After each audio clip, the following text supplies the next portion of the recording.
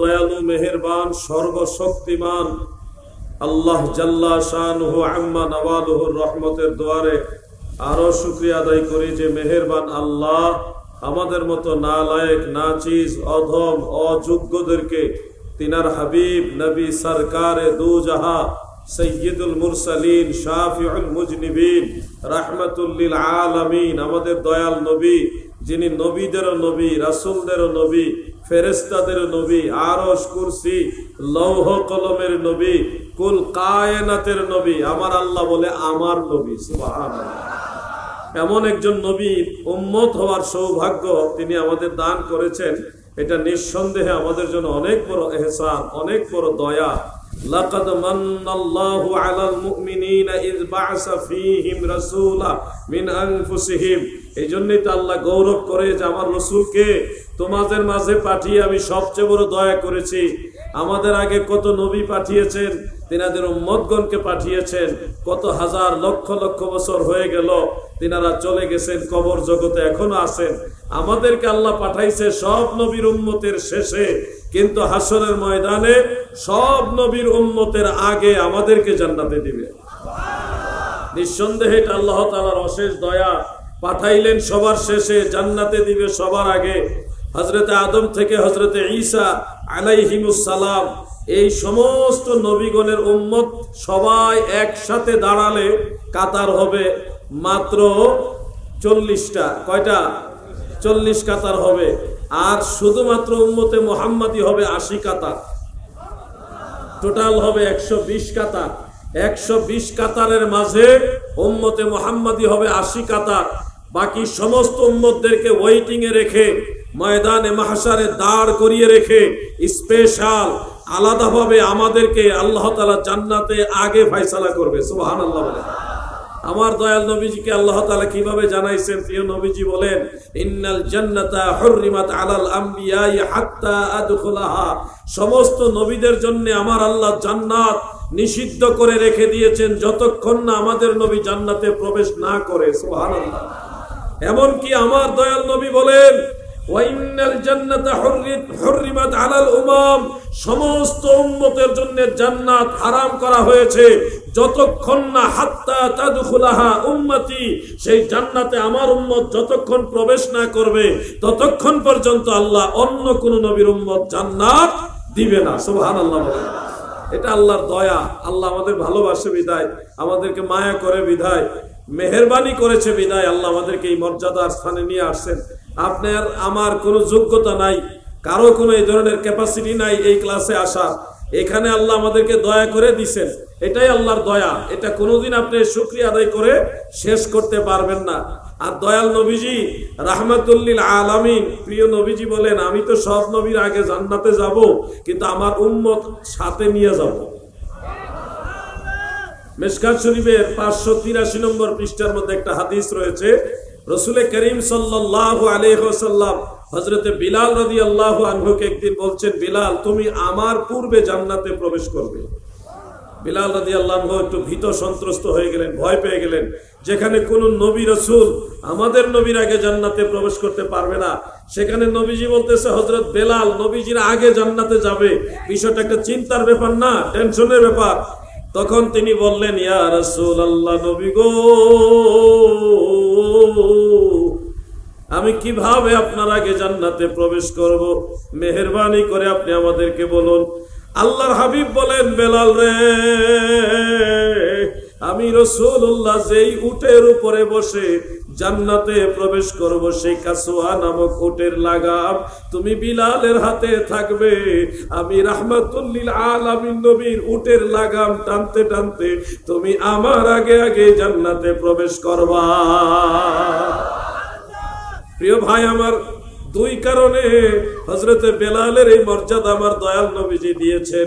এক নম্বর কারণ হলো তিনি সর্বদা পবিত্র অবস্থায় থাকতেন। ওযু ভেঙে গেলে আবার ওযু করে নিতেন, সব সময় ওযু ভেঙে গেলে আবার পুনরায় ওযু করে নিতেন, পাক পবিত্র হয়ে থাকার চেষ্টা করতেন। আর দ্বিতীয় কারণ হলো হযরতে বেলাল রাদিয়াল্লাহু তাআলা আনহু যখনই ওযু করতেন, ওযু করার পরে তিনি 2 রাকাত সুন্নত নামাজ আদায় করতেন, তাহিয়াতুল ওযু। এই নামাজটা তিনি সব সময় আদায় করতেন। করতেন। এই জন্য আমরাও চেষ্টা করব এই আমলটা করার। আল্লাহ যদি দয়া করে মদিনাওয়ালার বরকতে, হযরতে বিলালের বরকতে আমাদেরকেও আমার আল্লাহ দয়া করে মাফ করে আল্লাহর হাবিবের কদম মুবারকের কিনারে কিনারে জান্নাতে দিবেন। আমিন বলেন, মহব্বতে বলেন আমিন। একটু দুরূদ শরীফ পড়ুন। আল্লাহুম্মা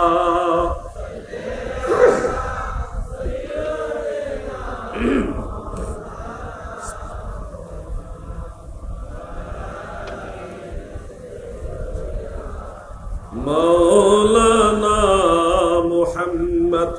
আমার দাদু ভাইরা দেখেন, নবী প্রেমিক চিনার জন্য বেশি কষ্ট করা লাগে না।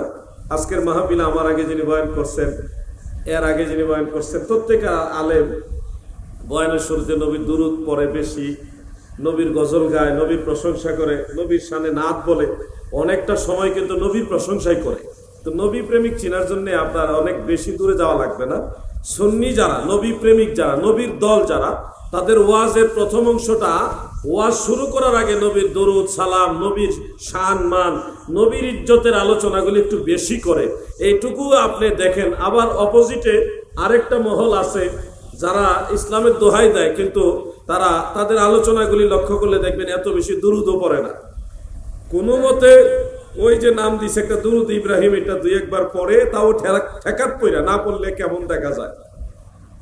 এ দুই একবার দুরুদে ইব্রাহিম যেটা বলে এটা পড়ে, আর গজল মন চাইলে অন্যগুলি গায়, কিন্তু নবীর শানে গজল খুব কম গায়। তো পার্থক্য করার জন্য আপনাদের অনেক কিছু লাগবে না, অনেক কিতাব পড়া লাগবে না। দুই বক্তার আলোচনা শুনেন, এক সুন্নি বক্তা আর বাতিল নজদি বক্তা, দুই বক্তার আলোচনার মধ্যে বেশক্ষণ পেয়ে যাবেন কে মদিনাওয়ালার পাগল আর কে ক্ষমতার পাগল। প্রিয় ভাই আমার, বন্ধুরা আমার, দিলের কান লাগায় শুনবেন।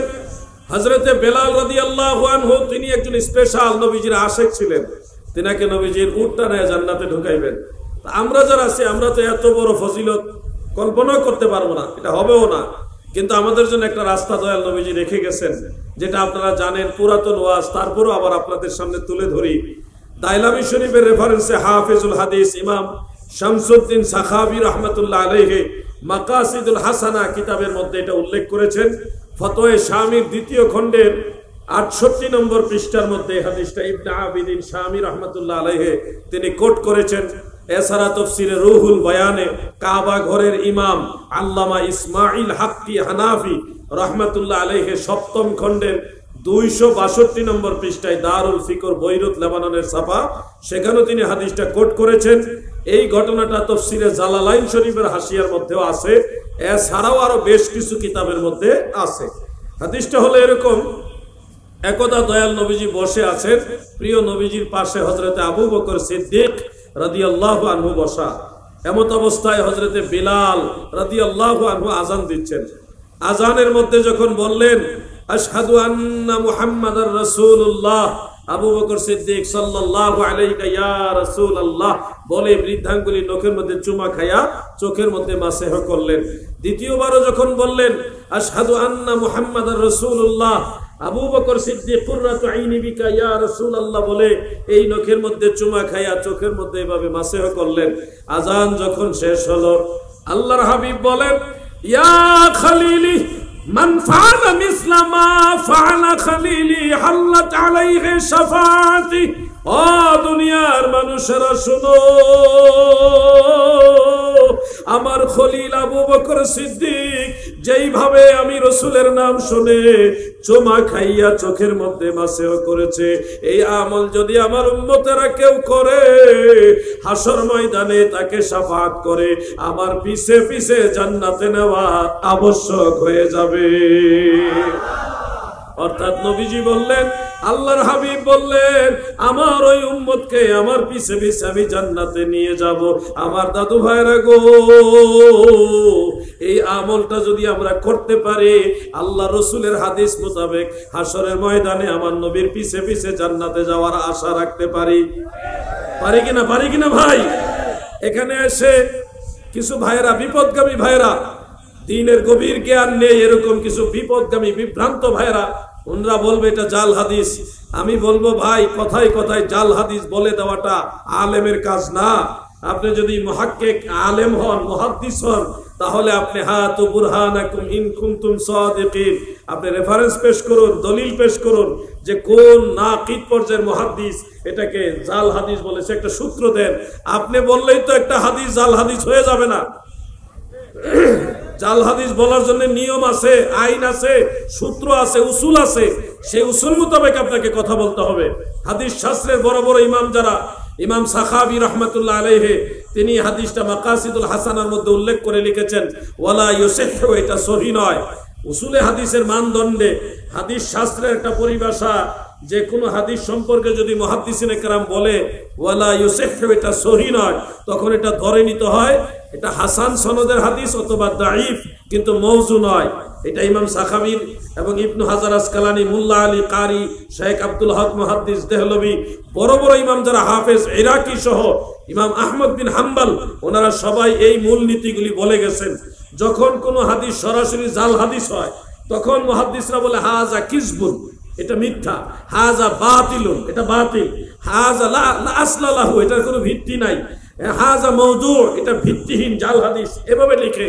কিন্তু যখন কোন হাদিসের সনদ সম্পর্কে ওনারা বলে ওয়ালা ইউসিহু, এটা সহিহ নয়, তখন ধরে নিতে হবে এটা জাল হাদিসও নয়, সহিহ হাদিসও নয়, এটা হাসান অথবা দাঈফ, মাঝামাঝি একটা ক্লাসের মধ্যে এটা রয়েছে। এগুলি উসুলে হাদিসের পরিভাষা। না বুঝি হুট করে আপনি বলে দিচ্ছেন জাল হাদিস, অথচ ইমামুল হারামাইন, কাবা ঘর এবং মসজিদ নববী, দুই হারামের ইমাম, ইমাম মুল্লা আলী কারি রাহমাতুল্লাহ আলাইহি আসরারুল মারফুআ বি আখবারিল মাওদুআ, সেই কিতাবের মধ্যে এই হাদিস উল্লেখ করে লিখতেছেন কুলতু ওয়া ইজা সাবাতা রাফউহু আলা সিদ্দিক ফায়াকফি আল আমালু বিহি, আমি বলছি মারফু ভাবে যেহেতু আবু বকর সিদ্দিক থেকে এই হাদিস প্রমাণিত হয়ে গেছে, আমল করার জন্য এটাই কাফি, এটাই যথেষ্ট। মারহাবা বলেন। এইজন্য ফতোয়া শামির মধ্যে উল্লেখ, আলেম ভাইরা, কওমি মাদ্রাসার আলেম ভাইরা, কওমি মাদ্রাসার আলেম ভাইরা, আপনারা হানাফি, আমরাও হানাফি। আপনারা কওমি মাদ্রাসা পড়ে যেমন হানাফি মাযহাব লালন করেন, আমরা আলিয়া মাদ্রাসা পড়ে সেই হানাফি মাযহাবই লালন করি। হানাফি মাযহাবের বিশ্ববিখ্যাত একজন ব্যারিস্টার, একজন মুজতাহিদ হলেন ইবনে আবিদিন যাইনুদ্দিন শামী রাহমাতুল্লাহ আলাইহি।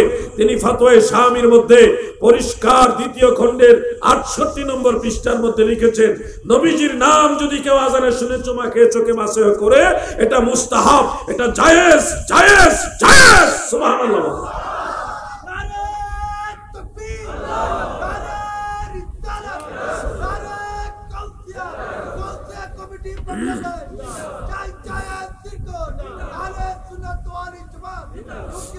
আমার নাম লাগবে না। আমি যেটা বলতে চাই আপনাদেরকে, গায়ের জোরে কথা হবে না। আমি যে এই একটা ঘটনা বললাম, একটা হাদিস শরীফ বললাম, এটার পিছনে কতগুলি কিতাবের নাম বলছি, কতগুলো ইমামের নাম বলছি।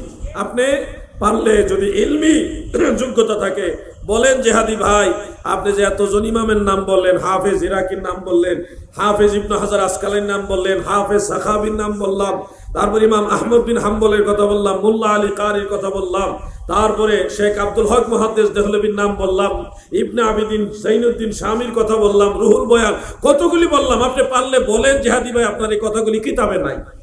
পারলে বলেন না যে আপনার কথাগুলি কিতাবগুলিতে নাই, এই ইমামরা এটা বলে নাই।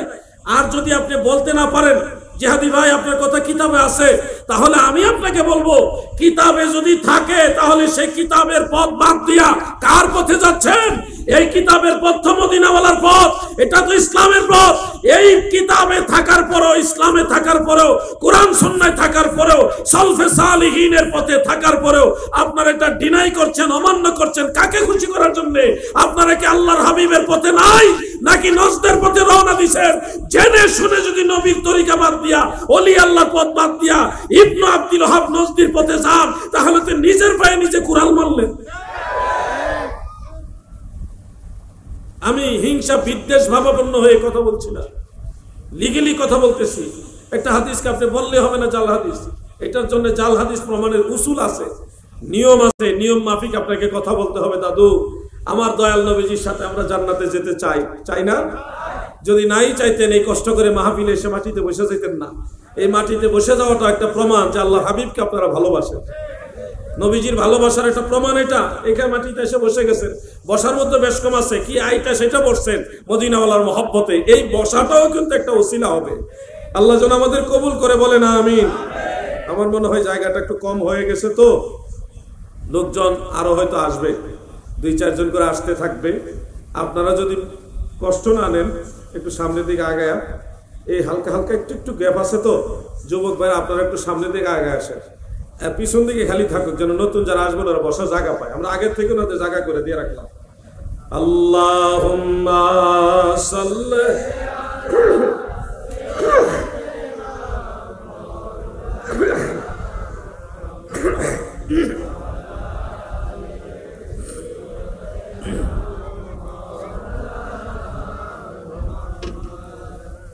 আল্লাহুম্মা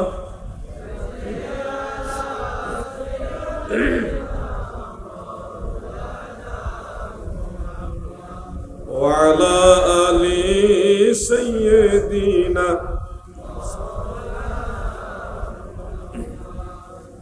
প্রিয় ভাইয়েরা আমার, আমাদের সুন্নি আলেম যারা, তাদের মনোবল হলো আমরা নতুন কিছু নিজেরা বানাই নাই। ইসলাম 1450 বছর যাবত যেভাবে আমাদের কাছে এসেছে আমরা ওইভাবে মানতেছি। এই জন্য আমাদের টেনশন নাই এত। আমাদের এই দল প্রতিষ্ঠা করার জন্য আলাদা কোনো টাকা পয়সা, আলাদা একেবারে একটা কিছু করা, এত টেনশন করি না। কারণ দল এটা আমাদের বানানো না। যারা নিজেরা দল বানাইছে তারাই টেনশন করে বেশি কেমনে এটা প্রচার করা যায়। আমাদের এটা বানানো দল না, এটা মদিনাওয়ালার দল। এই দলে আমরা যে ঢুকতে পারছি এটাই আমাদের নসিবের ব্যাপার। আজ হোক কাল হোক সবাই বুঝবেন, এই দেশে যারা আহলে হাদিস দাবি করছিল, এখন আশ্চর্যজনক ভাবে তারা নিজেদেরকে আহলে সুন্নাত ওয়াল জামাত দাবি করতেছে। আজীব ব্যাপার তো। এই কয়দিন আগেও তাদের সাথে আমাদের তর্ক বিতর্ক হয়েছে, তারা আহলে হাদিস আর আমরা আহলে সুন্নাত। এখন তারাও দাবি করে যে আমরা আহলে সুন্নাত। তার মানে গাধা পানি খায়, ঘোলা করে খায়। একটু যদি লেখাপড়া করে তাইলে বুঝতে পারে আহলে সুন্নাত ওয়াল জামাত ছাড়া বিকল্প জান্নাতি কোনো দল নাই। বুঝো তো ভাই, কেন খোলা করে বুঝে, কেন প্রথম থেকে বুঝো। আপনি আমাদেরকে দোষ দিতে পারবেন না। আপনি বলবেন হ্যাঁ সুন্নিরা এটা বেদাত করে, ওইটা এটা শিরক করে। ও ভাই, আপনার ভাষায় যেটা শিরক, ওইটা আমাদের কোরআন সুন্নাহর গবেষণায় বা আহলে সুন্নাত ওয়াল জামাতের দৃষ্টিতে এটা শিরক না, এটার ভিতরে ইবাদতের ব্যাখ্যা আছে। আপনি বুঝেন না। আপনি বলতেছেন মাজারে গিয়ে মুনাজাত করলে শিরক হয়ে যায়, কিন্তু আমরা কোরআন হাদিসে পড়ছি মাজারে গিয়ে আল্লাহর ওলির উসিলায় দোয়া করলে নিশ্চিত দোয়া কবুল হয়ে যায়। আপনার দৃষ্টি হলে একরকম, আমাদের দৃষ্টি আরেক রকম। আপনি মনে করতেছেন মাজারে গিয়ে দোয়া করতেছি মানেই আমরা মাজারওয়ালার কাছে চাইতেছি, আল্লাহকে বাদ দিয়ে দিছি। কিন্তু আমরা আল্লাহকে বাদ দেই নাই, বোকা। সে আল্লাহর কাছে চাওয়ার জন্য আল্লাহর ওলি, আল্লাহর বন্ধু হিসেবে তাকে ওসিলা ধরছি। এটা প্রেমের নিশানা। কিসের নিশানা? আপনি বলবেন ওসিলা ধরা দরকার কি, ডাইরেক্ট তো আল্লাহ শুনে। ও ভাই, ডাইরেক্ট তো ডাকি, ডাইরেক্ট তো সবসময় ডাকি, মাঝে মধ্যে ওসিলাও ধরি। এই পদ্ধতি আমাদের শিক্ষা দিয়েছে মদিনাওয়ালা। আরে তোমার আমার বাবা, সমগ্র মানবতার বাবা হযরত আবুল বাশার আদম আলাইহিস সালাম, তিনি তো উসিলা ধরে দোয়া করেছেন। আল্লাহুম্মা ইন্নী আসআলুকা বিহাক্কি মুহাম্মাদিন আন তাগফিরু লি ইয়া রাব্বি। আল্লাহ, হক নবী মুহাম্মদ মুস্তাফার উসিলায় আপনার কাছে দোয়া করতেছি। আল্লাহ সেই নবীর উসিলায় বাবা আদম আলাইহিস সালামকে ক্ষমা করেছেন। তুমি দেখো না, আমাদের নবী নিজেও, যিনি রাহমাতুল লিল আলামিন নবী, তিনিও উসিলা ধরেছেন। আমার নবীজির চাচি আম্মা শেরে খোদা মাওলা আলী রাদিয়াল্লাহু আনহুর আম্মা জান হযরতে ফাতেমা বিনতে আসাদ রাদিয়াল্লাহু তাআলা আনহা, তিনি ইন্তেকাল করার পরে নবীজি নিজে জানাজা পড়াইছেন। পড়ায়া দোয়া করতেছেন, আল্লাহুম্মা গফিরলি উম্মি, আল্লাহ আমাকে আমার মাকে ক্ষমা করে দেন, বিহাক্কি নবিকা ওয়াল আমবিয়াই আল্লাযিনা মিন ক্বাবলি। আল্লাহ, তোমার হক নবীর উসিলায় এবং আল্লাযিনা মিন ক্বাবলি, ওই সকল নবীগণ যারা আমার আগে ছিল সেই নবীদের উসিলায় আমার চাচি আম্মাকে মাফ করে দেন। সুবহানাল্লাহ বলেন। এখন আপনি যে বলছেন উসিলা ধরলে শিরিক হয়ে যায়, উসিলা দরকার কি? আপনার এই কথাটা এবার আল্লাহর হাবিবকে জিজ্ঞাসা করেন তো, কেন নবীজি উসিলা ধরলেন? আপনার এই প্রশ্নটা বাবা আদম আলাইহিস সালামকে জিজ্ঞাসা করতে পারবেন? হে বাবা আদম, আপনি সরাসরি না কইয়া আপনি কেন আমাদের নবীর উসিলা ধরলেন? বোকা রে, ও বোকা, তোমারে কে বুঝাবে? সরাসরি আমার আল্লাহ শুনে, কিন্তু ওসিলা ধরলে আল্লাহর প্রিয় বন্ধু যারা, তাদের ওসিলায় আরো তাড়াতাড়ি শুনে। ঠিক কিনা বলে? দুইটাই আমাদের দরকার আছে। আমরা দেখেন মুনাজাত করি রব্বানা যালামনা আনফুসানা ওয়া ইন লাম তাগফির লানা, কত দোয়া করতেছি। দোয়া সবই করা শেষ যখন হয় তখন আমরা বলি আল্লাহুম্মা তাকাব্বাল মিন্না বিহাক্কি লা ইলাহা ইল্লাল্লাহু মুহাম্মাদুর রাসূলুল্লাহ। দোয়া শেষ করার সময় ভাবলাম এতগুলি দোয়া করলাম, কবুল হওয়ার যোগ্যতা আমার নাই। আমি আমার নবীর কালেমার ওসিলা ধরলাম, আমার নবীর ওসিলা ধরলাম, বিহাক্কি লা ইলাহা ইল্লাল্লাহু মুহাম্মাদুর রাসূলুল্লাহ, কালেমার ওসিলা লাগাই দিলাম যেন দোয়া মিস না হয়। নবীর কালেমার ওসিলা দিলাম, নবীর ওসিলা দিলাম। এই ওসিলা সাহাবায়ে কেরাম মেনেছে। তুমি ভাবতে পারো ওসিলা ধরা দরকার কি? ও ভাই, সহিহ বুখারী খুলো, সহিহ মুসলিম খুলো। সহিহ বুখারীতে দেখো হযরত ওমর রাদিয়াল্লাহু আনহুর জামানায় সাহাবায়ে কেরাম দোয়া করেছে কিভাবে? আল্লাহুম্মা ইন্না কুন্না নাতাওয়াসসালু ইলাইকা বিনবিকা। আল্লাহ, ইতোপূর্বে আপনার নবীর ওসিলায় আমরা দোয়া করতাম। নাতাওয়াসসালু, আমরা সবাই ওসিলা ধরতাম, বিনবিকা, আপনার নবীর ওসিলা ধরতাম। তার মানে সাহাবায়ে কেরাম নবীর ওসিলা ধরছে, নবীজির ওসিলা ধরছে। বুখারী শরীফের হাদিস, সহিহ বুখারী হাদিস। এরপরে বলতেছেন এখন আমরা ওসিলা ধরতেছি বিআম্মি নবিকা, নবীজির চাচা, বিআম্মি নবিকা, নবীজির চাচার ওসিলায় দোয়া করছেন না। মানে বিষয়টা হলো নবীর ওসিলা দোয়া করা যাবে, নবীর আদরের উম্মত যারা তাদের ওসিলা দিয়েও দোয়া করা যাবে। আপনারা এখানে এসে বলেন ওসিলা ধরা যায়, কিন্তু জীবিত মানুষের ওসিলা ধরা যাবে, যারা মারা গেছে তাদের ওসিলা ধরা যাবে না। ভাই রে ভাই, খেয়াল করছো কিনা জানি না, আমার নবীর দোয়ার একটা অংশ ছিল ওয়াল আম্বিয়াই আল্লাযিনা মিন ক্বাবলি, আল্লাহ আমার পূর্বে যত নবী রাসূল ছিল তাদের ওসিলাই আমার চাচি আম্মাকে ক্ষমা করে দেন। তাহলে দেখেন তো, রাহমাতুল লিল আলামিন নবী নিজেই আগের নবীদের ওসিলাই দোয়া করেছে। বুঝে শুনে আমাদের সামনে এগোতে হবে। সাইনবোর্ড ইসলামের লাগাইলে ইসলামী হয়ে যায় না। নয়া নয়া সাইনবোর্ড বের হবে, অমুক ইসলাম তমুক ইসলাম, হলে এটা ইসলামী হয়ে যাবে না। মনে রাখবেন, ইসলাম যেটা নতুন আসছে ওটাই ভেজাল, আর সে যেটা পুরাতন ইসলাম ওইটা হলো খাঁটি।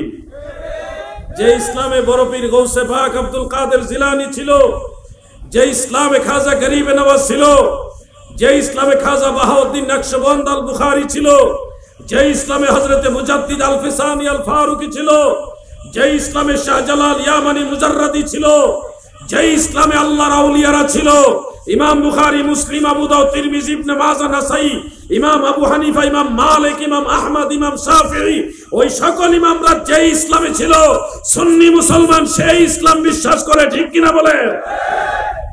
নয়া ইসলাম বিশ্বাস করে না। আপনি দেখবেন মাজারে গেলে আপনি ফতোয়া লাগাবেন শিরক, মাজারে গেলে শিরক। অথচ দেখেন শাফিঈ মাযহাবের ইমাম, ইমাম আবু আব্দুল্লাহ মুহাম্মদ ইবনে ইদ্রিস আশ-শাফিঈ রাহমাতুল্লাহ আলাইহি, তিনার মাজার হলো মিশর। তিনি ফিলিস্তিন বসবাস করতেন।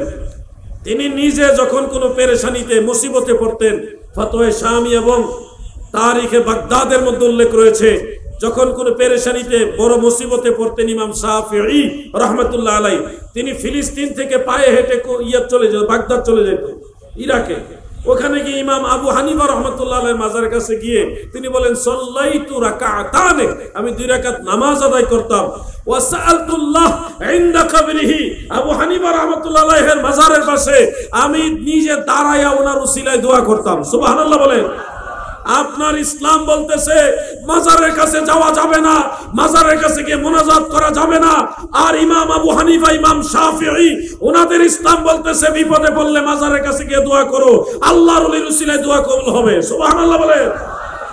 ইমাম আহমদ বিন হাম্বল রাহমাতুল্লাহ আলাইহি, তিনার মাজার হলো ইরাকের বাগদাদ নগরীতে। আমি কিছুদিন আগে ওনার জিয়ারত করে এসেছি। ইমাম আহমদ বিন হাম্বল রাহমাতুল্লাহ আলাইহির সমসাময়িক একজন আল্লাহর বড় জবরদস্ত ওলি ছিল, ওনার নাম হলো হযরতে মারুফ কারখি রাহমাতুল্লাহ আলাইহি, কার্ক শহর ওনার মাজার। তিনি বলেন, ইমাম আহমদ বিন হাম্বল রাহমাতুল্লাহ আলাইহি বলেন, তারিখের মধ্যে উল্লেখ যে এই ইমাম কারখি রাহমাতুল্লাহ আলাইহি ইসলামের জাহির এবং বাতিনি 2 ধরনের বিদ্যা অর্জন করেছে। এমনকি ওনার মাজারের পাশে দাঁড়িয়ে যারা যে দোয়া করেছে সেই দোয়াটাই আল্লাহ কবুল করে নিয়েছে। সুবহানাল্লাহ বলেন। আমি সেই মারুফ কারখি রাহমাতুল্লাহ আলাইহির মাজারের কাছে গিয়ে দোয়া করে এসেছি। ইমাম শাফিঈ রাহমাতুল্লাহ আলাইহির আরেকটা কওল, মিশকাত শরীফের বাবু জিয়ারতের হাসিয়ার মধ্যে উল্লেখ রয়েছে, এবং মিশকাতের আরেকটা সরা আছে লুমাহাতুত তানকিহ, শেখ আব্দুল হক মুহাদ্দিস দেহলভী রাহমাতুল্লাহ আলাইহি সেটা লিখেছেন। আরো আসিয়াতুল লুমাহাতের মধ্যে উল্লেখ রয়েছে যে আওলাদে রাসূল হযরতে মূসা কাযিম রাহমাতুল্লাহ আলাইহি তিনার মাজারও ইরাকের দজলা নদীর কিনারে। এই পারে হলো ইমাম আবু হানিফার মাজার, ওই নদীর ওই পারে হলো ইমাম মূসা কাযিম রাহমাতুল্লাহ আলাইহির মাজার, বিশাল মাজার। হযরত ইমাম শাফিঈ রাহমাতুল্লাহ আলাইহি বলেন, ইমাম মূসা কাযিম রাহমাতুল্লাহ আলাইহির মাজারের পাশে দাঁড়িয়ে যারাই দোয়া করেছে, আশ্চর্যজনক ভাবে, চমকপ্রদ ভাবে যেই দোয়াই করেছে সেই দোয়াই আল্লাহ কবুল করেছে। সুবহানাল্লাহ বলেন। বাংলাদেশে যখন খুব বেশি ঝামেলা চলে, তখন এই বাংলাদেশে 5ই আগস্টের সময়কালীন এর পরপরই যখন বেশি ঝামেলা চলে, আমি তখন হযরত মূসা কাযিম রাহমাতুল্লাহ আলাইহির মাজারের পাশে ছিলাম, এবং আমি বাংলাদেশের জন্য খাস করে দোয়া করে আসছি।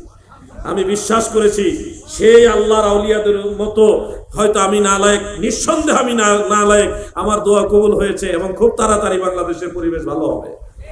আমি দোয়া করে আসছি প্রত্যেকটা গুরুত্বপূর্ণ স্পটে এই বাংলাদেশের ওলি আল্লাহদের পক্ষে যারা আছেন আপনাদের জন্য দোয়া করে আসছি। খুব তাড়াতাড়ি ভালো সংবাদ নিশ্চয় আল্লাহ দিবেন আল্লাহর ওলিদের উসিলায়। শুধু এটুকু বলছি, যারা আজকে ওলি আল্লাহ বিদ্বেষী রয়েছেন, মাজার বিদ্বেষী রয়েছেন, মাজারে গেলে শিরকে, কোন ওলি আল্লাহদের ইসলামের মিল নাই। শুধুমাত্র মানুষকে বিভ্রান্ত করা ছাড়া আর কিছুই করতে পারলেন না। এই দিন না আরো দিন আছে, ওয়েট এন্ড সি, অপেক্ষা করো। যেদিন মাজারের উপরে তারা আক্রমণ করেছে সেদিন আমি মনে মনে স্থির হয়ে গেছি, এদের পতন ধ্বংস খুব তাড়াতাড়ি হয়ে যাবে। আজকে আমি একটা ভিডিও দেখে রীতিমতো বিস্মিত নয়, শুধু আমি একেবারে প্রকম্পিত ভাবে আশ্চর্য হয়েছি। এই লামাযহাবী বা এই ওয়াহাবী যাদেরকে আমরা বলি, তাদের কয়েকজন লোক মূর্তি পূজা, মানে মূর্তির সামনে গিয়ে তারা এইভাবে হাত জোর করে দাঁড়াইতেছে, চুমা খাইতেছে, ভক্তি দিতেছে। এগুলি দেখে আমি আশ্চর্য হয়ে গেলাম। এরাও আবার ইসলামের কথা বলে। আরেকটা ভিডিও আমাকে মাহবুব দেখালো যে কয়েকজন হিন্দুদের মূর্তির সামনে গিয়ে নাচতেছে, আনন্দে ফুর্তি করতেছে, টুপি মাথা দিয়া, কি আজীব, আবার দাড়িও আছে, পাঞ্জাবিও পরেছে। এরাও আবার ইসলামের কথা বলে। আরো কিছু দৃশ্য আপনারা দেখেছেন, আমাদের দেশের বড় এক উপদেষ্টা, উনি কে বসছে, ওনার মালায় গলা মুকুলের মালা পরাইয়া ওনার আতরা কি হিন্দুদের দিয়ে এইভাবে পূজার সিস্টেমে এগুলি করতেছে। বাবা, এই বয়সে তুমি হিন্দুদের ভক্তি পূজা নেওয়া শুরু করছো, তুমি আবার ইসলামের কথা বলো। এই জন্য আমি বলছি স্পষ্ট ভাষায়, আল্লাহর দিন, আল্লাহর হাবিবের দিন, আল্লাহর আউলিয়াদের দিন পবিত্র ছিল, পবিত্র আছে, পবিত্র থাকবে। ইসলামের দোহাই দিয়ে যারা মাজারে আক্রমণ করেছে, মন্দিরে গিয়ে এই ধরনের শরীয়ত বিরোধী কাজ করেছে, এদের ধ্বংস অনিবার্য, অনিবার্য, অনিবার্য।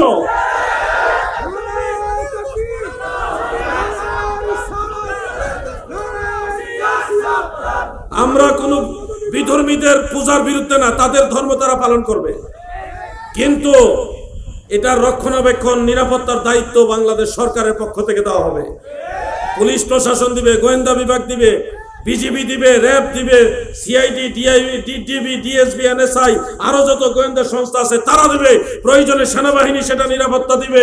কিন্তু নিরাপত্তার দোহাই দিয়ে ক্ষমতার মসনদে বসার আশায় টুপি মাথায় দিয়া, দাড়ি রাইখা যে ইসলামের কলঙ্ক তোমরা দেখাচ্ছ, এ থেকে আমরা বুঝে নিচ্ছি তোমরা যদি ক্ষমতা পাও ইসলাম ধর্মকে বিলুপ্ত করে দিবে। কত কষ্টের কারণ হলো, মানুষ মাজারে গিয়ে একটা কথার কথা কিছুক্ষণের জন্য ধরে নিলাম, কিছু মানুষ মাজারে গাঁজা খায়, এরকম কিছু লোক আছে। এটা স্বাভাবিক। কেন স্বাভাবিক বললাম? তুমি মাজারে গিয়ে গাঁজাখোর খুঁজে কেন? তোমার বাড়ির আশেপাশে বহু গাঁজাখোর আছে। প্রত্যেক এলাকাতে কম বেশি বিপদগামী লোক আছে। এই বিপদগামী লোকগুলো কারা? যারা মাজারে গাঁজা খায়, কিংবা মাজারে পাগল ভেসে ঘুরে অথবা রাস্তাঘাটে পাগলের ভেসে ঘুরতেছে, এরা তো অরিজিনালি বড় কোনো মাদ্রাসার আলেম না, শাইখুল হাদিস না, মুফতি মুহাদ্দিস না, তারা কোনো প্রিন্সিপাল ভাইস প্রিন্সিপাল না, তারা ধর্মীয় শিক্ষায় শিক্ষিত বড় কোনো লোক না। এই ধরনের লোকগুলি কারা জানেন? যারা রাস্তায় পাগল হয়ে ঘুরতেছে, লম্বা জট রেখে ঘুরতেছে, এদের হয় পারিবারিক বড় ধরনের সমস্যা হওয়ার কারণে তাদের ব্রেইন আউট হয়ে গেছে, সাংসারিক কারণে, জাগতিক কারণে তারা মস্তিষ্ক বিকৃত হয়েছে, অথবা উস্তাদের সাথে বেয়াদবি করেছে, মা বাবার সাথে বেয়াদবি করেছে, অথবা কোনো ওলি আল্লাহর সাথে বেয়াদবি করেছে, সেই অভিশাপে আল্লাহ তার লানত দিয়েছে, মাতার বিকৃত হয়ে গেছে। এই পাগলগুলি বিভিন্ন জায়গায় ঘুরে, এই পাগলদেরকে স্যাম্পল দেখিয়ে যারা আল্লাহর ওলিদের মাজার ভাঙতে চায় তাদের উদ্দেশ্য কখনো সৎ হতে পারে। আমার এই কথাগুলো যদিও একটু করা, কিন্তু এটাই বাস্তব। আমরা সুন্নি মুসলমান, কখনোই কোনো মাজারে ভণ্ডামির পক্ষে না। আমরা মাজারে যাই জিয়ারতের জন্য। কি জন্য যাই? আপনি বলবেন জিয়ারত তো আমরাও করি, জিয়ারত আপনাদেরটা আর আমাদেরটা বেশ কম আছে। আপনাদেরটা আমাদেরটা বেশ কম। প্রথম ধাক্কায় আপনারা বলেন মুনাজাত করা যাবে না, আমরা মুনাজাত করি। দলিলের খেলায় যখন নামেন তখন আপনাদের কোনো দলিল নাই, আপনারা হলেন কিতাবুল আন্দাজের লোক।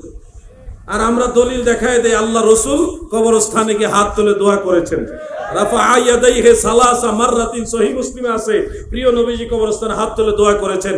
অতএব যেই কথার দলিল নাই ওটা আমরা মানি না, যেই কথার দলিল আছে আল্লাহর রসুল যেদিকে আমরাও সেদিকে। এরপরে আপনাদের সাথে টক্কর লাগে, মুনাজাত কি কবরের দিকে ফিরে করবেন না পশ্চিম দিকে করবেন, এই লাগে ভেজাল। আমরা তখন বলি পশ্চিম দিকে তো মুনাজাত আমরাও করি, অন্যান্য সময় করি, কিন্তু কবর জিয়ারতের সময় কবরস্থানের দিকে ফিরে করি। আপনারা মনে করেন এটা বেদাত, এটা করা যাবে না, অনেক সময় শিরিকের ট্যাগ লাগায় দেন, মাজারের দিকে ফিরে কেন মুনাজাত করি? আরে বোকা, তুমি হাদিস কয়টা পড়েছো? আমি 2-3টা কিতাবের নাম বলি, একটু মনোযোগ দিয়ে শোনো। আল ওয়াফা বি আহওয়ালিল মুস্তাফা, সেই কিতাবটা খুলো। ইমাম মুল্লা আলী কারি রাহমাতুল্লাহ আলাইহির শারহে শিফা খুলো। ইমাম কামালউদ্দিন ইবনুল হামাম রাহমাতুল্লাহ আলাইহির ফাতহুল কাদির শরহে হেদায়া, এটা খুলো। 3টা কিতাবের নাম বললাম, এই 3টা কিতাব দেখো, সহিহ হাদিস দ্বারা প্রমাণিত। আল্লাহর রাসূল সাল্লাল্লাহু আলাইহি সাল্লাম সাহাবায়ে কেরাম যখন জিয়ারত করতেন, সেই জিয়ারতের সময় মুস্তাকবিলাল কবর, ওনাদের চেহারা কবরের দিকে ফিরাইয়া জিয়ারত করতেন। সুবহানাল্লাহ। এই জন্য আপনাদেরকে ধোঁকা দেওয়ার জন্য বলে কবরস্থানের দিকে ফিরে মুনাজাত করা যাবে না। দলিল যুদ্ধে যখন নামি তখন দেখা যায় ওনাদের বেশিরভাগ কথাই হলো কিতাবুল আন্দাজ নির্ভর, রেফারেন্সের দলিলে। আমরা যখন কিতাবের হাওলা দেই, অনেক সময় দেখি এই ধরনের কিতাবের নামও তারা শুনে নাই। অনেক কিতাবের হাওলা দিলে তাদের কাছে মনে হয় এগুলি নতুন শুনছে। আমরা পড়তে পড়তে পড়তে পড়তে রেফারেন্স ঘাটতে ঘাটতে আমরা তো জেনেছি কোনটা করা উচিত। এখন দলিল দিলে কই এইটা যে কিতাবে আছে এটা আমাদের জানা নাই। কয়েকদিন আগে যখন মাজার ভাঙ্গা চলতেছে, আমি ফতোয়ে শামির একটা রেফারেন্স দিয়ে ওয়াজ করছিলাম আপনাদের পটিয়াতে, চন্দনাইশে না, আমির ভান্ডার না, আমির ভান্ডার আসার আগে যখন ভাঙ্গাচোর চন্দনাইশে ওয়াজ করছিলাম, চিস্তি টিভি সেখানে ছিল। তো সেখানে যখন আমি ফতোয়ে শামির রেফারেন্স দিয়ে ওয়াজ করেছি, গোপালগঞ্জ জেলা থেকে একজন আলেম আমাকে নক করেছে, হোয়াটসঅ্যাপে নক করে বলতেছেন, জিহাদি ভাই আপনি বলেছেন ফতোয়া শামির মধ্যে আছে মাজার পাকা করা যাবে, এই দলিলটা একটু দেখতে চাই। উনি একজন আলেম, উনিও কওমি মাদ্রাসা পড়ো আলেম। একজন আলেম ফতোয়া শামি সম্পর্কে জিজ্ঞাসা করতেছে। আমাকে জিজ্ঞাসা করার আগে নিশ্চয়ই ওনারা ট্রাই করেছে, তালাশ করেছে। তো এত কিছু করার পরে শেষ পর্যন্ত আমাকে জিজ্ঞাসা করা লাগলো। তা আমি সাথে সাথে রিপ্লাই দেইনি, 2-1 দিন সময় হাতে নিয়ে রিপ্লাই দিয়েছি। উদ্দেশ্য হলো যে জিজ্ঞাসা করছে, আমি একটু টাইম নেই, ওনারা আর একটু স্টাডি করুক, আর একটু স্টাডি করুক, দেরি করলেই লেখাপড়া করব, দেরি করলে আর একটু পড়বো, এটা আমার উদ্দেশ্য। 2 দিন পরে আমি ওনাকে রিপ্লাই দিলাম যে আমি একটু ব্যস্ততার মধ্যে আছি, আপনাকে আমি বাসায় যে কিতাবের যে পেজ ওইটা সরাসরি মোবাইল দিয়ে ছবি তুলে দিব। তো উনি আমার এই রিপ্লাইটা পেয়ে খুশি হইলেন এবং আমি বাসায় গিয়ে ঠিকই আমার ফতোয়া শামি রাদ্দুল মুহতার সেই কিতাবের ওই পেজটা আমি আবার একটা ছবি তুলে পাঠাইলাম। পাঠাইবার পরে ওয়াল্লাহি এই কিতাবের মধ্যে মাজার পাকা করার পক্ষে ইবারত আছে, আমি পড়ছি এবং সবই ঠিকঠাক আছে। দেওয়ার পরে আমি বুঝতে পারলাম উনি ইবারত বুঝে নাই, না বুঝে বলতেছে এই কিতাবে তো মাজার পাকা সম্পর্কে কোনো কথা নাই। আমি যে পেজটা দিলাম উনি বুঝা আমাকে রিপ্লাই দিল এখানে মাজার পাকা করার সম্পর্কে কোনো কথা নাই।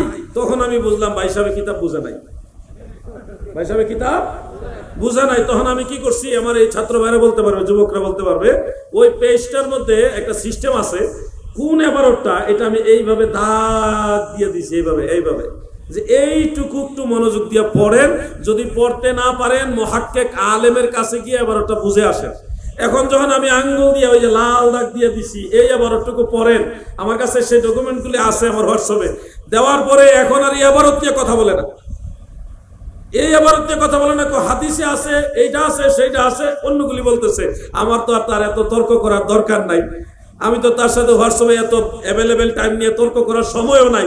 সে চাইছে ফতোয়া শামিতে আছে কিনা, সে নিজে হানাফি কওমি মাদ্রাসার আলেম, আমি দেখাইলাম, কিতাব দেখাইছি, এবারত বুঝে না, পরে দাগায় দিছি, হয়তো কোনো আলেমের কাছ থেকে বুঝছে যে আসলেই তো ঠিক কিতাব তো আছে, এখন এই দলিল দিয়ে তো পারবে না, আরেকদিকে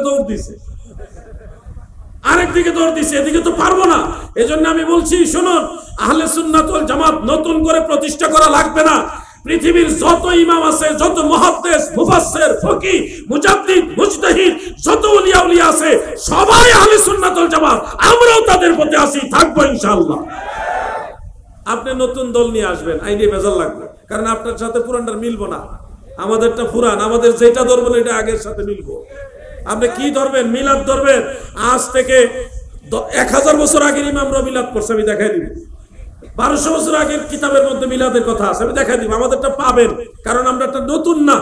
আপনি বলবেন সিন্নি খাওয়া, সিন্নির দলিল দেখাই দিব 1000 বছর আগের কিতাবে। আপনি কি বলবেন? আপনি যেটা ধরবেন আমাদের সুন্নিদের প্রত্যেকটা দলিল আমরা আগে দেখাইতে পারবো, কারণ এটা আমাদেরটা নতুন না, আমরা এটা বানাইছি না, এটা আগের থেকে আইছে। আপনারটা নতুন, এই জন্য দলিল পাওয়া যায় না। রাগ করতেছেন নাকি? রাগ করেন না, আজকে একটু করা কথাই হোক, করা কথা না বললে হবে না। ইসলাম যেমন ধরেন কুকুর বা শুকর, এগুলো হারাম। কেউ যদি ইসলামী কুত্তা লেখে তাহলে এটা হালাল হয়ে যাবে? কুকুর তো কুকুরই, এটা ইসলামী লাগাইলেও কুকুর, ইসলামী না লাগাইলেও কুকুর। মনে রাখবেন, ইঙ্গিতে কথা বলতেছি, না বুঝলে আমাদের কিছু করার নেই। আমাদের দায়িত্ব জাস্ট আপনাদের বুঝাই দেওয়া, জানাই দেওয়া। আহলে সুন্নাত ওয়াল জামাত এটা মদিনাওয়ালার দল, চিরদিন এটা সুন্দর থাকবে, একেবারে কিয়ামত পর্যন্ত এটা থাকবে। ইমাম মাহদী আলাইহিস সালাম যখন দুনিয়াতে আসবে, তখন উনিও আহলে সুন্নাত ওয়াল জামাতের অনুসারী হবে। প্রিয় ভাই আমার, বন্ধুরা আমার, আজকের এই মাহফিল আমাকে বিষয় দেওয়া হয়েছে বড় পীর আব্দুল কাদের জিলানী রাহমাতুল্লাহ আলাইহি সম্পর্কে কিছু বলার জন্য। গৌসে পাকের মাজার এই তো মাস খানেক হইল জিয়ারত করে আসলাম। গতকালও লাইভ ভিডিওর মাধ্যমে আমি গৌসে পাকের মাজার শরীফ দেখেছি। সেখানে আমাদের দেশীয় কিছু প্রবাসী ভাইয়েরা আছে, তারা আমারে দেখায়, আমি মাঝে মধ্যে গৌসে পাকের মাজার শরীফ দেখার সুযোগ হয়। হুজুর গৌসুল আজম বড় পীর আব্দুল কাদের জিলানী বাগদাদি আল হাসানি ওয়াল হুসাইনি রাদিয়াল্লাহু তাআলা আনহু, তিনার সম্পর্কে যখন একটা কথা আসে, সাথে সাথে কিছু ভাইদের একটা প্রশ্ন জন্মায়, উনি ওলি ঠিক আছে, কিন্তু গাউসুল আজম বলা যাবে না, শিরিক হয়ে যাবে। এই ধরনের বক্তব্য ইউটিউবে ঢুকলে পেয়ে যাবেন। গাউসুল আজম বলা যাবে কিনা? আন্তর্জাতিক খ্যাতি সম্পন্ন ইসলামী চিন্তাবিদ বহু বক্তা আছে, তারা এই গাউসুল আজম শব্দটাকে হুজুর বড় পীর আব্দুল কাদের জিলানীর সাথে মানায় না, বা এটা মানতে রাজি না, এটাকে শিরিক মনে করে। আমি আজকে ক্লিয়ারলি বলে দেই, গৌস শব্দটা একজন আল্লাহর ওলির লকব, এটা আল্লাহর নাম না। আল্লাহর 99 নামের মধ্যে কোথাও আমার আল্লাহর গৌস কোন নাম নাই। আল্লাহর নাম হলো নাসির। আল্লাহর নাম কি? নাসির, মানে সাহায্যকারী। গৌস শব্দের অর্থ সাহায্যকারী, আরো অনেক অর্থ আছে, কিন্তু এই দুই অর্থ প্রায় সেম হওয়া সত্ত্বেও শিরক হবে না। কেন? যে গৌস শব্দের অর্থ যেহেতু সাহায্যকারী, আবেগের ঠেলায় অনেকে বলে যে সাহায্যকারী তো আল্লাহ, ওলি বা পীর মুর্শিদ ওনারা গৌস বা সাহায্যকারী হবে কিভাবে? এটা হলো আপনার একটা আবেগ। কিন্তু মনে রাখবেন, আবেগ দিয়ে মাসআলা সাবিত হয় না। নিঃসন্দেহে সকল সাহায্যকারীদেরও সাহায্যকারী হল আমার আল্লাহ, কিন্তু আল্লাহ প্রদত্ত ক্ষমতায় কাউকে যদি সাহায্যকারী বলা হয়, এখানে শিরক হবে না। আপনারা জানেন কোরআনুল কারীমের মধ্যে একটা আয়াত রয়েছে, হযরত ঈসা আলাইহিস সালাম বলেছিল, মান আনসারি ইলাল্লাহ, তোমরা আল্লাহর প্রতি কে আছো আমার সাহায্যকারী, আমাকে সাহায্য করবে আল্লাহর জন্য কে আছো? ঈসা নবী বলতেছে, মান আনসারি, আমার সাহায্যকারী কারা আছে ইলাল্লাহ, আল্লাহর জন্য। এরপরে হাওয়ারি যারা, তিনার সঙ্গী সাথী যারা, তারা বলছিল নাহনু আনসারুল্লাহ, আমরা সবাই আল্লাহর জন্য সাহায্যকারী। মারহাবা বলেন। এখানে খেয়াল করেন, সাহায্যকারী যদি আল্লাহকে আপনি একমাত্র বলেন আর আল্লাহ ছাড়া কাউকে সাহায্যকারী বললে শিরিক হয়ে যায়, তাহলে কোরআনের এই আয়াত আপনি কি করবেন? এই আয়াত কি করবেন? আপনি কোরআন বাদ দিয়ে দিবেন? কোরআনের আয়াত বাদ দেওয়ার সুযোগ আছে? ঈসা নবী বলতেছে, মান আনসারি, কে আছে আমাকে সাহায্যকারী? ইলাল্লাহ, আল্লাহর জন্য আমাকে সাহায্য করবে কারা? হাওয়ারীরা বলল নাহনু আনসারুল্লাহ, আমরা আল্লাহর জন্য সাহায্যকারী। আমাদের বাংলাদেশে একটা ব্যাটালিয়ন বাহিনীর নাম হতো আনসার বাহিনী, আছে না নাই? আনসার শব্দের অর্থ সাহায্যকারী। আর আনসার শব্দের অর্থ কি? সাহায্যকারী। আপনি যে বলছেন গৌস শব্দের অর্থ সাহায্যকারী, অতএব আল্লাহ ছাড়া কাউকে সাহায্যকারী বললেই শিরক হবে, তাহলে আনসার বাহিনীর ব্যাপারে ফতোয়া কি আপনার? বাংলাদেশে আনসার বাহিনী সম্পর্কে আপনার ফতোয়া কি? আসলে এগুলি হিংসা, ওলি আল্লাহ বিদ্বেষী যারা মনের থেকে আল্লাহর ওলিদের পছন্দ করে না, এরা কোনো না কোনো ভাবে এটাকে প্রশ্নবিদ্ধ করার চেষ্টা করবে, এটাই তাদের টার্গেট। কোরআন হাদিস দিয়ে না, তাদের টার্গেট হলো ওলি আল্লাহর বিরোধিতা করা। আপনি বলবেন যে ওলি আল্লাহদের মধ্যে গাউস আছে, এটা কি প্রমাণ আছে কিনা, দলিল আছে কিনা? বাবা, কয়টা দলিল লাগবে শুধু সেটা বলো।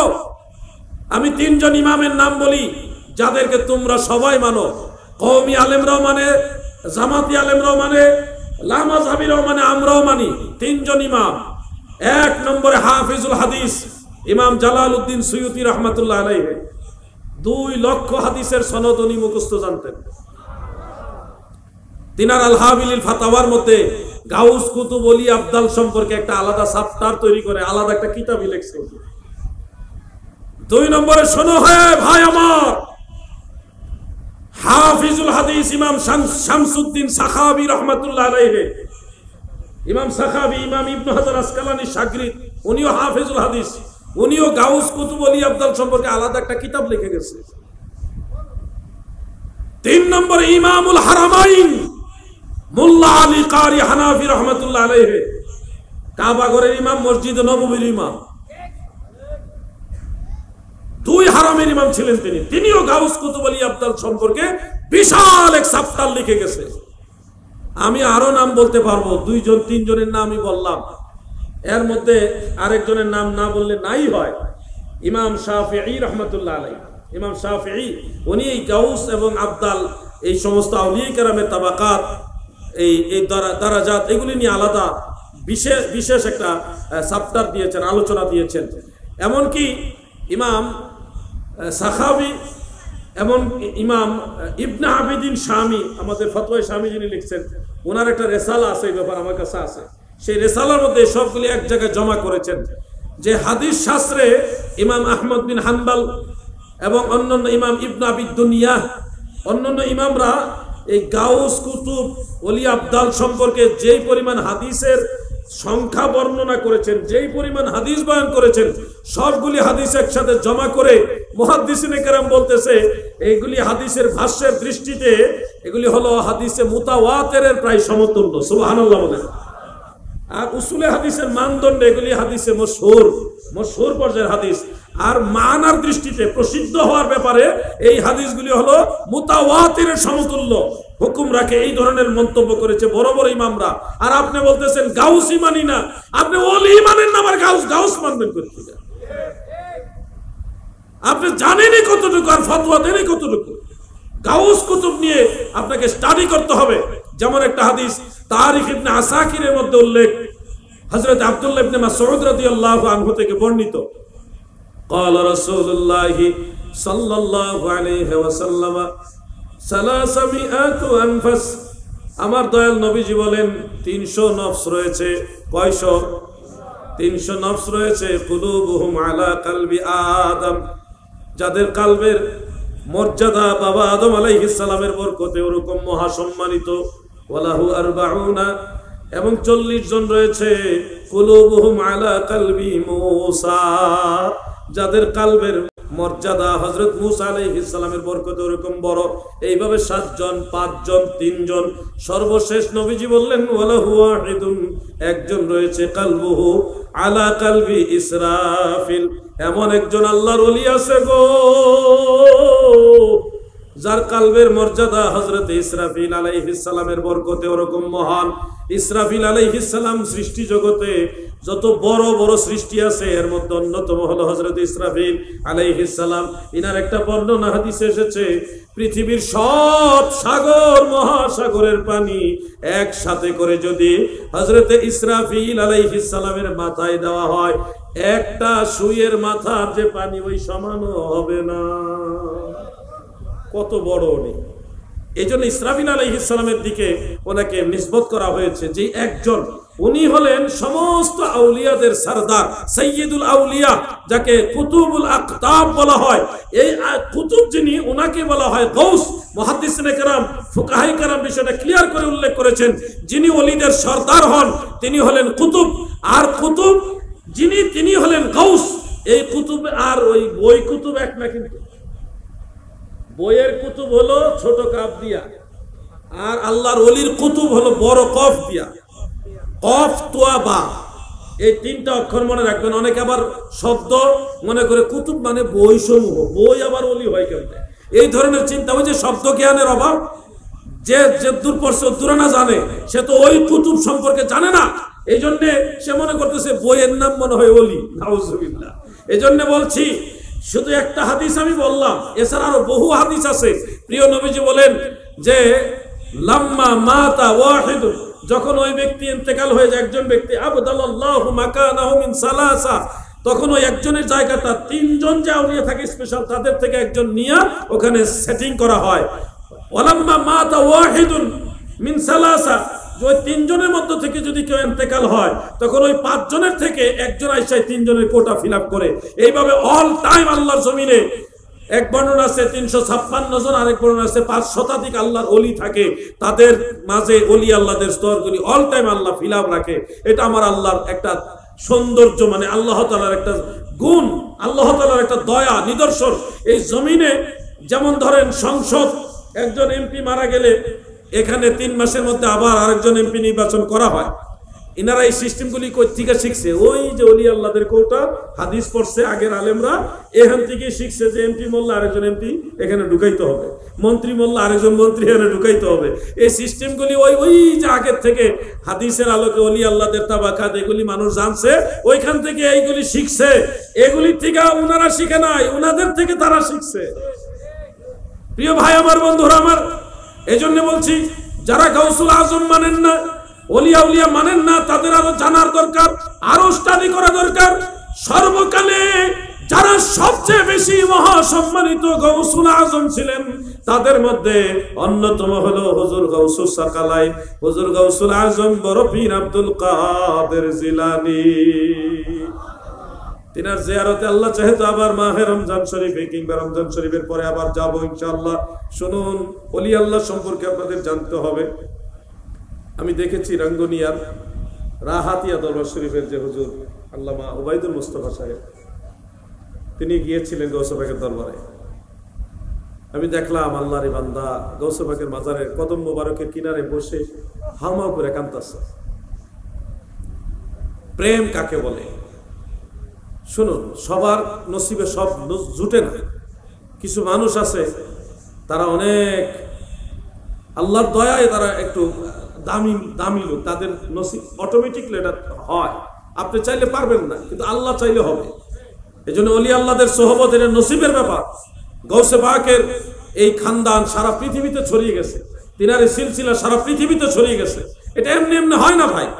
আপনি বলবেন শিরিক বেদাত, শিরিক বেদাত, শিরিক বেদাত কথায় কথায় বলে যারা, তারা খারিজি। তারা কি খারিজি? কথায় কথায় যারা শিরিক শিরিক বেদাত বেদাত বলে, এরা খারিজি। আমি প্রমাণ দিয়ে দিচ্ছি, শোনো। শেরে খোদা মাওলা আলী রাদিয়াল্লাহু আনহু থেকে 12,000 মানুষ আলাদা হয়ে গেছিল ওই সাহাবায়ে কেরামের সময়। 12,000 মানুষ মাওলা আলী রাদিয়াল্লাহু আনহুকে বাদ দিয়ে আলাদা দল গঠন করছিল। তাদের অভিযোগ ছিল যে হযরত আলী রাদিয়াল্লাহু আনহু বিদআতি হয়ে গেছে, এই কারণে আমরা বিদআতির সাথে থাকবো না, আমরা কোরআন অনুযায়ী আলাদা দল বানাবো। তাদের দাবি ছিল আমরা কোরআনের ফয়সালা মানি, ইনিল হুকমু ইল্লা লিল্লাহ, আল্লাহর হুকুম ছাড়া, আল্লাহর বিধান ছাড়া আর কোনো বিধান চলবে না। এই দোহাই দিয়া মাওলা আলীকে বাদ দিয়ে আলাদা দল বানাইছিল যারা, তারাই হলো খারেজি। আলেম ভাইদের জিজ্ঞাসা করেন এই কথাগুলো, আমি বানাই বলছি না। তাদের 1 নম্বর অভিযোগ ছিল হযরত আলী রাদিয়াল্লাহু আনহু নাকি বেদাতি ছিল, আর দ্বিতীয় দাবি ছিল যে তারা মাওলা আলীর ফয়সালা মানবে না। তারা বলছে কোরআনের বিধান ছাড়া অন্য কোনো বিধান মানি না, অর্থাৎ তারা ধরে নিয়েছে মাওলা আলী যে বিধান এটা কোরআনের বিধান না। ইমাম অস্বীকার করেছে, ইমাম অমান্য করেছে, নিজেরা কোরআন দেখাই আলাদা দল বানাইছে। এই বাস্তব চিত্রটাই আপনি বর্তমানে দেখবেন। যারা নিজেদেরকে বলছে যে আমরা কোরআনের বিধান চাই, এরা কোনো ইমাম মানতে চায় না, আগের যুগের বড় কোন ইমাম মানতে চায় না, নিজেরা কোরআন দেখায়। ওই খারেজিদের সাথে হুবহু মিল। যারা আজকে আল্লাহর ওলিদের মানতে চায় না, ইমামদের মানতে চায় না, তারা দেখবেন আপনাদেরকে বিদআতি বলবে। ওই খারেজিরা মাওলা আলীকে বিদআতি বলেছে, মাওলা আলী রাদিয়াল্লাহু আনহুকে বিদআতি বানিয়ে তারা আলাদা হক্কানি সাজ ছিল।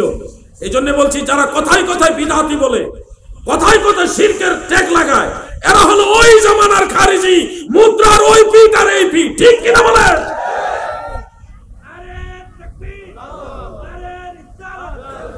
ভলিউম কমে গেছে।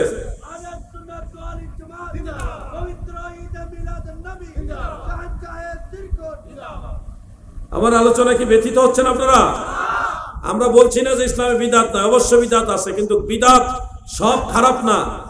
কিছু কিছু বিদআত সম্পর্কে আমি ওই যে শান্তিরহাটে বলে গেছিলাম, শান্তিরহাটে হয়তো জান নাই আপনারা, কিছু বিদআত নিয়ে বলে গেছিলাম।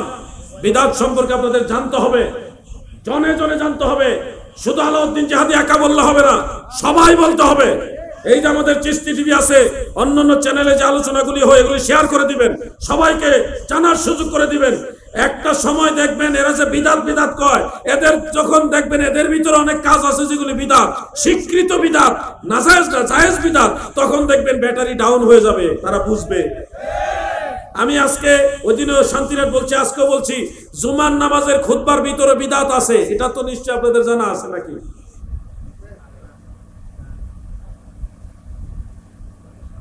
জুমার নামাজের খুতবার ভিতরে যে বিদআত আছে জানা নাই?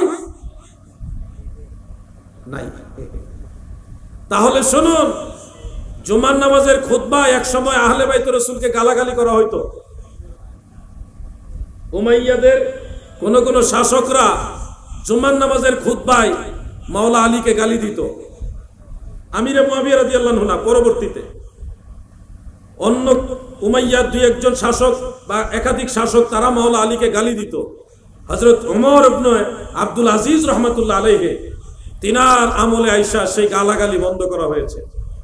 বন্ধ করে ওই গালি বন্ধ করে দিয়ে একটা আয়াত সেটিং করা হয়েছে, কোরআনের আয়াত, ইন্নাল্লাহা ইয়ামুরুকুম বিল আদলি ওয়াল ইহসান ওয়া ইতাই যিল কুরবা ওয়া ইয়ানহা আনিল ফাহশাই ওয়াল মুনকার ওয়াল বাগই ইয়াইযুকুম লাআল্লাকুম তাযাক্কারুন। এই যে আয়াতে কারিমা, এই যে আপনি আছে না হুজুর, এটা কিন্তু বিদআত। এটা 4 খলিফার জামানায় ছিল না। খুতবার মধ্যে 4 খলিফার জামানায়ও ছিল না, অনেক পরে হযরত ওমর ইবনে আব্দুল আজিজ রাহমাতুল্লাহ আলাইহি ওনার জামানায় সেটা যুগ হয়েছে। ফুকাহায়ে কেরাম সবাই বলেছে এটা বিদআত, কিন্তু বিদআত হলো এটা নাজায়েজ না, এটা সওয়াবের কাজ বিদআত। মারহাবা বলেন। খালি মিলাদ করা বিদআত, জিলাপি আর সিন্নি খাওয়া বিদআত, খুতবার ভিতরে বিদআত আছে। একটা বললাম, এবার আরো শুনুন। জুমার নামাজের সানি খুতবায় 4 খলিফার নাম, মা ফাতেমার নাম, ইমাম হাসান হুসাইনের নাম, নবীজির 2 চাচার নাম, আশারায়ে মুবাশশারার কথা, তাবিঈদের কথা আছে না নাই? আপনারা কি জানেন এগুলি বিদআত? জানেন না? খালি মিলাদ পড়া বিদআত জানেন, শুধু মিলাদটারই নরম পাইছেন। অথচ মিলাদ রাসূলের পাকের জামানা তো ছিল, কাইফিয়াত একটু বেশ কম থাকার কারণে এখন বিদআত চালাই দিতেছেন। আমি আপনাদের বললাম হযরত আবু বকর সিদ্দিক, হযরত ওমর ফারুক, হযরত উসমান যুন্নুরাইন, হযরত মাওলা আলী, হযরত ইমাম হাসান, আমিরে মুআবিয়া রাদিয়াল্লাহু আনহু, ওনাদের কোন জামানাতে 4 খলিফার নাম একসাথে খুতবার মধ্যে ছিল না। এটা পরে যুগ হয়েছে, পরে অনেক পরে যুগ হয়েছে। তাও এটা নাজায়েজ না, এটা বিদাত হইলেও জায়েজ, বিদাত হইলেও জায়েজ। কিন্তু আপনাদেরকে বোঝায় বিদাত মানেই খারাপ, বিদাত মানেই খারাপ। বিদাত সব খারাপ না, কিছু বিদাত জায়েজ, কিছু বিদাত নাজায়েজ। আমি পাশে একটা মাহফিলে এসে বলেছিলাম যে বিদাত সর্বমোট 5 প্রকার, বিদাত সর্বমোট 5 প্রকার। এর মধ্যে একটা বিদাত আছে ওয়াজিব, যেটা অবশ্যই মানতে হবে। এই বিদাত যদি আপনি না মানেন তাইলে কোরআন হাদিস বুঝবেন না, মানে লাইনে লাইনে শব্দে শব্দে গুনাহ হবে, কবিরা গুনাহ হয়ে যাবে। যেমন কোরআন শরীফে জের জবর ফের জজম তাসদীদ সাকিন আছে না নাই? জোরে কোন আছে না নাই? আপনারা কি জানেন কোরআনের এই সবগুলি বেদাত? জানেন না? নবীজির জামানায়, সাহাবীদের জামানায়, তাবিঈদের জামানায়ও কোরআন শরীফে জের জবর ফের জজম তাসদীদ সাকিন এগুলি ছিল না। বাদশাহ হাজ্জাজ বিন ইউসুফ পরবর্তীতে আরো এক ধাপে, 2 ধাপে এগুলি সংযোগ করা হয়েছে। এখন বিদাত বললেই তো মনে করেন এটা উচিত না, বাদ দিয়ে দিতে হবে। তো কোরআন শরীফে জের জবর বাদ দিয়ে দিলে আপনি কোরআন শরীফ পড়বেন কেমনে? আর যদি জের জবর ছাড়া কোরআন শরীফ মাওলানাদেরকেও দেওয়া হয়, তারাও তো ভুল করবে। একবার 100% যে সবাই না হোক 100% বুঝে, তাও তো না, ভুল তো হবে, কবিরা গুনাহ হবে, শব্দে শব্দে লাইনে লাইনে কবিরা গুনাহ হবে। তার মানে বোঝা যাচ্ছে এই বিদাত খারাপ বিদাত না, এই বিদাত সুবিধার জন্য বিদাত, আমাদের কোরআন পড়ার সুবিধার জন্য বিদাত। এটা আমাদেরকে গুনাহ থেকে বাঁচানোর বিদাত। মারহাবা বলেন। বিদাত আর বিদাতের ভয় দেখায়া গোটা দেশটাকে একটা আতঙ্কিত করে দিয়েছে। বিদাতের তালিকা আমি অনেক জায়গায় বলছি, আর আজকে বলবো না নতুন করে। আজকে নতুন করে বললে একই ওয়াজ বারবার বলা ঠিক হবে না। শুধু আপনাদের বলছি, বিদাত যদি বেশি বাড়াবাড়ি করেন তাহলে 40 দিনের তাবলীগের সিল্লাও বিদাত। কোন দলিল পারলে কোন বাপের খুব দেখাও। মিলাদ শরীফের কাইফিয়াত খুঁজতে গিয়ে বলতেছেন বিদাত, আপনার 40 দিনের সিল্লার দলিল কি বের করেন? সিল্লা নাজায়েজ বলছি না, আপনারা যে 40 দিন সিল্লা দেন, যে সিস্টেমে সিল্লা দেন, এই সিল্লা কোন নবী রাসূল সাহাবায়ে কেরাম এইভাবে দেয় নাই। আমরা চিল্লা বিরোধী না, আমাদের তরিকত চিল্লা আছে, হিজবুল বাহারের চিল্লা আছে। হিজবুল বাহারে মানে পাহাড়ের গুহার মধ্যে গিয়ে চিল্লা, ওই যে হেরা গুহার চিল্লা, আমরা চিল্লা দেই, চিল্লা দিছি আমরা। কিন্তু এই ইলিয়াস মেওয়াতির চিল্লা না। কথা বললে কথা বাড়বে। আমি শুধু এটুকু বলছি, বিদাত মানেই খারাপ না, আবার সব বিদাত ভালো না। আপনাকে বুঝতে হবে বিদাত 2 রকম, একটা ভালো আর একটা মন্দ। এই 2 রকম বিদাত টোটাল আছে 5 প্রকার। এর মধ্যে 3টা করতে পারবেন আর 2টা করতে পারবেন না। এই টোটাল 5 প্রকার বিদাত সম্পর্কে জানতে হবে। মানুষকে আতঙ্কিত করবেন না। মানুষ আজকে মুনাজাত করলে আপনারা বিদাতের ভয় দেখান। কতটা দুঃখ মনের ভিতরে, আমি কিভাবে বলবো? মানুষ তার আল্লাহর কাছে 2টা হাত বাড়াইলে তাকে বিদাতের ভয় দেখা। মানুষ তার আল্লাহর কাছে চাইবে না তো কার কাছে যাবে? সেই সময় আপনাদের বিদাতের ফতোয়া আসে। কতটা লজ্জাজনক বিষয়। সন্তান হিসেবে তার প্রেমের সবটুকু শ্রদ্ধা দিয়ে তার বাবার কদম বসি করে, পায়ে ধরে সালাম করে, সেই সময় আপনারা শিরক আর বিদাতের ভয় দেখা। যার দরুন কি হচ্ছে, আমাদের সন্তানরা আজকে মা বাবার প্রতি শ্রদ্ধাশীল না।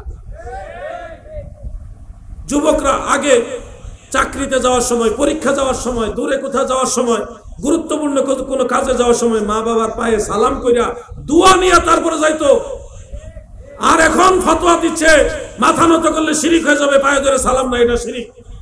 কোথায় পরিবর্তন হয়ে গেছে? আগের সন্তানরা মা বাবাকে যেভাবে সম্মান করত, এখন কিন্তু আগের মতো করে না। এগুলির জন্য কারা দায়ী? এই ওয়াহাবীরা দায়ী। আপনি বলবেন মাথা নত করলে শিরিক হয়, কে বলেছে মাথা নত করলে শিরিক হয়? টোটাল এটা মিথ্যা কথা, ভিত্তিহীন কথা। মাথা নত করলে শিরিক হয় না। শিরকের জন্য অবশ্যই তার আল্লাহর মতো মনে করে মাথা নত করার শর্ত, নিয়ত থাকতে হবে। আপনাদের ঘরের দরজার অনেক সময় শিকল বা সিটকারি বা লক দরজার নিচের সাইডে থাকে না? আগের দিনে নিচের দিকে শিকল থাকতো, উপরে থাকতো, মিডলে তো থাকে।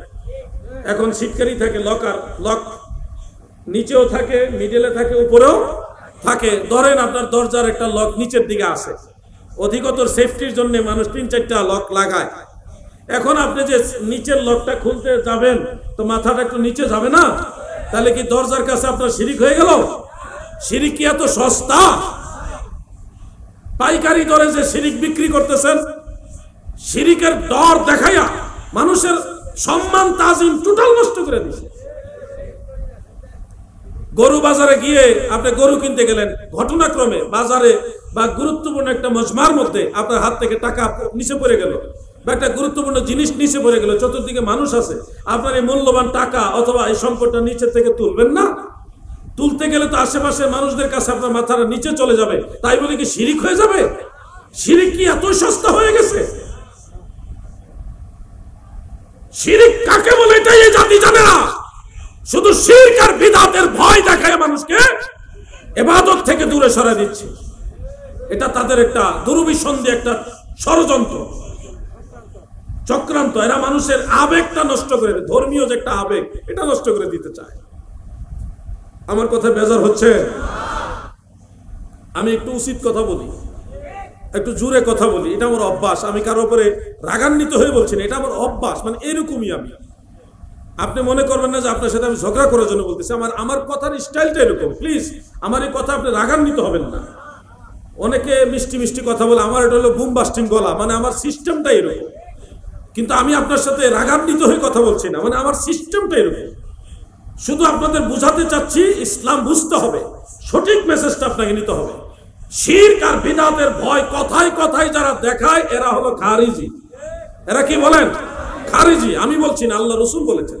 খারিজিদের আলামত সম্পর্কে প্রিয় নবীজি বলে গেছেন, শেষ জামানায় আমার উম্মতের মাঝে একটা দল আবির্ভূত হবে, যারা আমার অন্য উম্মত যারা, তাদেরকে এভাবে নবীজি বলছেন, খারাজা আলা জারিহি বিসাইফে ওয়া রামাহু বিশিরকে। তারা তাদের প্রতিবেশী মুসলমানদের উপরে তরবারির ন্যায় আচরণ করবে, এমনকি ওয়া রামাহু বিশিরক, তাদেরকে শিরকের অভিযোগ দিবে। তরবারির ন্যায় আচরণ মানে হলো তাদের আশেপাশের মুসলমানদেরকে খুব কঠিনভাবে আচরণ করবে, মানে খুব রুক্ষ আচরণ করবে, উগ্র আচরণ করবে, আর কথায় কথা বলবে তোরা শিরিক করস। দেখেন নবীজি 1450 বছর আগে কথাটা বলে গেছে। তারা যে আমাদেরকে শিরিকের অভিযোগ দেয়, আর সুন্নিদেরকে ফাইলে মানে মারামারি চেষ্টা করে, মাজার আক্রমণ করে, দরবার আক্রমণ করে, এই যেগুলি করবে তারা, এটা 1450 বছর আগে প্রিয় নবীজি বলে গেছে। আমার দয়াল নবীজি বলেছেন, তাদের কাছে মুসলমানরা অনিরাপদ হবে, কিন্তু মূর্তি পূজকরা নিরাপত্তায় থাকবে। বুখারী মুসলিমের হাদিস। ইয়াকতুলুনা আহলাল ইসলাম ওয়া ইয়াদাউনা আহলাল আওসান। সহিহ বুখারীর হাদিস। তারা মুসলমানদেরকে মারবে, মুসলমানদের সাথে খারাপ ব্যবহার করবে, কিন্তু মূর্তি পূজকদের সাথে তারা ভালো ব্যবহার করবে। মিলছে নি? এই যুবকরা কথা বলো না কেন? মিলছে নি? পারে না মূর্তির কাছে গিয়ে একটা সেজদা দেলায়, পারে না হিন্দুদের লগে বইয়া গিয়া প্রসাদ খায়, পারে না মূর্তির কাছে গিয়ে ভক্তি মারে, আর এদিকে আল্লাহর ওলিদের মাজারে আক্রমণ করে, এদিকে আল্লাহর ওলির ভক্তদের উপরে আক্রমণ করে, এদিকে নবীর সালাতু সালাম পড়নেওয়ালা জশ্নে জুলুস আক্রমণ করে। বাস্তবে খাপে খাপ মিলে গেছে।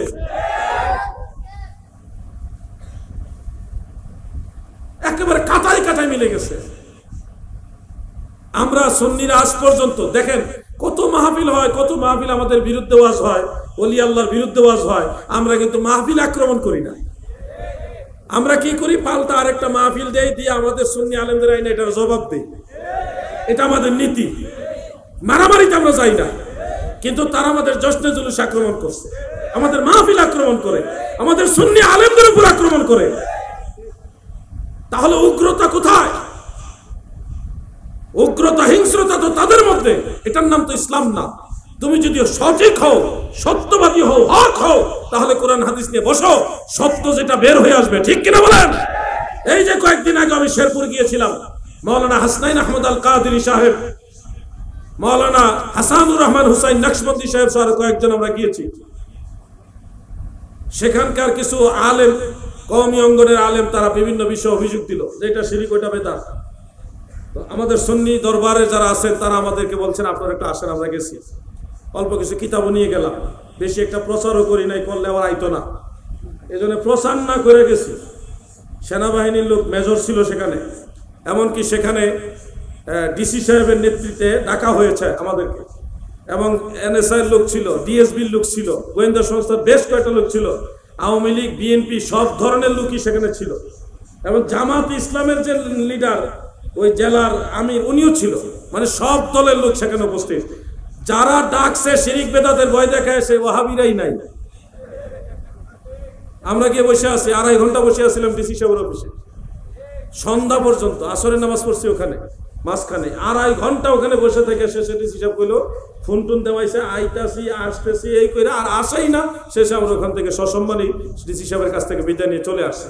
আমার একটা উদ্দেশ্য ছিল যে বেশি প্রচার করব না, এই সুযোগে যদি ওনাদের একটু বাটে পাইতাম তাইলে দেশ এবং জাতির জন্য একটা ডকুমেন্ট তৈরি করতে চাইছিলাম, যে কোনো মতে নিয়ে ভাই সাহেবরা আসেন, শুধু একটু আসক, আমরা একটু ওনাদেরকে একটা গন্ডির ভিতরে ঢুকাই।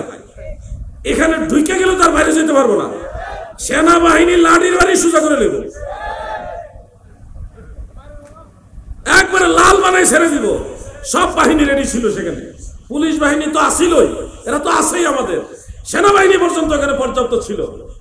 তো আল্লাহ আল্লাহ কি চাইছেন জানি না, তো তারা দয়া করে আসে নাই, তারা দয়া করে আসে না, একটা দয়া করে শব্দটা টিটকারি করে বললাম আর কি, তো আসে নাই আলহামদুলিল্লাহ। এইভাবে আমরা সুন্নিরা কিন্তু কখনো ভয় পাই না, কারণ আমরা নিজের বাপ দাদার জমি জমালেও যাই না, আমরা মদিনাওয়ালার পক্ষে আছি, আহলে সুন্নাত ওয়াল জামাতের পক্ষে আছি। আর আমাদের দলিল জানা লাগবে না, আমরা নবীর পক্ষে দাঁড়াবো, সাহায্য করবে আল্লাহ, ঠিক কিনা বলো? ইমানি জজবা থাকতে হবে, জজবাটা হইল মূল বিষয়। প্রিয় ভাই আমার, সময়টাও একেবারে দৌড়ে চলে গেল। আমি আসলে চট্টগ্রামে আমার বাসা নাই, তো আমি ঢাকা থেকে আসি আবার ঢাকা যাই, তো যার কারণে আমার অনেক কষ্ট হয় আপনাদের চট্টগ্রামে মাহফিল আসতে আসা যাওয়ায়। তো এই জন্য টাইমিংটা মেনটেন করতে পারি না, মন বইরা ওয়াজও করতে পারি না, করতে গেলেও সময়ের দরকার। তো সেই হিসাবে প্রায় 12টার কাছাকাছি হয়ে গেছে, 12টার মধ্যে আমাকে এখান থেকে রওনা না দিলে আবার আগামীকাল একটা খুব তেলসমাতির মধ্যে থাকি আমরা। চিটাং থেকে আইলে আবার এত কষ্ট হইতো না, আপনারা আবার বদল দিয়েন না। আমি চেষ্টা করি, কিন্তু চেষ্টা তো সাধ্যের বাইরে করা যাবে না, বেঁচে থাকতে তো হবে নাকি, বাঁচাইবার মালিক আল্লাহ। কি ওইটা আবার কি, একটু জিকির করুন লা ইলাহা, জোরে হবে লা ইলাহা,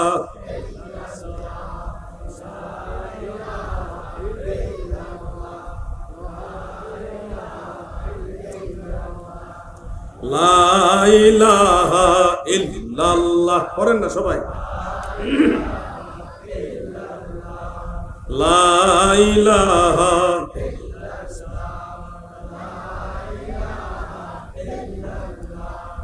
লা ইলাহা ইল্লাল্লাহ মুহাম্মাদুর রাসূলুল্লাহ সাল্লাল্লাহু আলাইহি ওয়াসাল্লাম।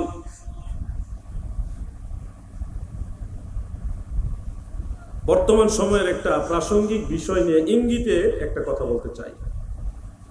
আমাদের এই বয়সের কিছু তরুণ আলেম যারা সুন্নি আলেম, তাদেরকে বিভিন্ন দিকে ডাইভার্ট করার জন্য বহু ধরনের ষড়যন্ত্র চলতেছে। আপনারা এই বিষয়গুলি আবেগে মোকাবেলা করবেন না। আমাদের মুরব্বী যারা, আকাবির যারা, ওনারা এগুলি বুঝে এই জন্য সতর্ক করে দিয়েছে। মনে রাখবেন, আপনার ব্রেইন আর আমাদের আকাবিরদের ব্রেইন বাতেল মোকাবেলায় অনেক ব্যবধান। আপনি আবেগে আরেকজনের গলায় গিয়ে গলা লাগাই দিছেন, এই লাগানোর পিছনে উদ্দেশ্য কি সেটা যদি আমরা ভালো দেখতাম এত কথা হতো না। উদ্দেশ্য তো কোনো জাতীয় বা আন্তর্জাতিক ইস্যু না, উদ্দেশ্য কোনো ধর্মীয় মাসআলা কেন্দ্রিক না, উদ্দেশ্য কোনো একটা আলোচিত বিষয়ও না। সেখানে খাবারের দাওয়াত পাইলেই এক ওয়াহাবির ঘরে গিয়ে আমি দাওয়াত খেতে পারবো? কেন পারবো না?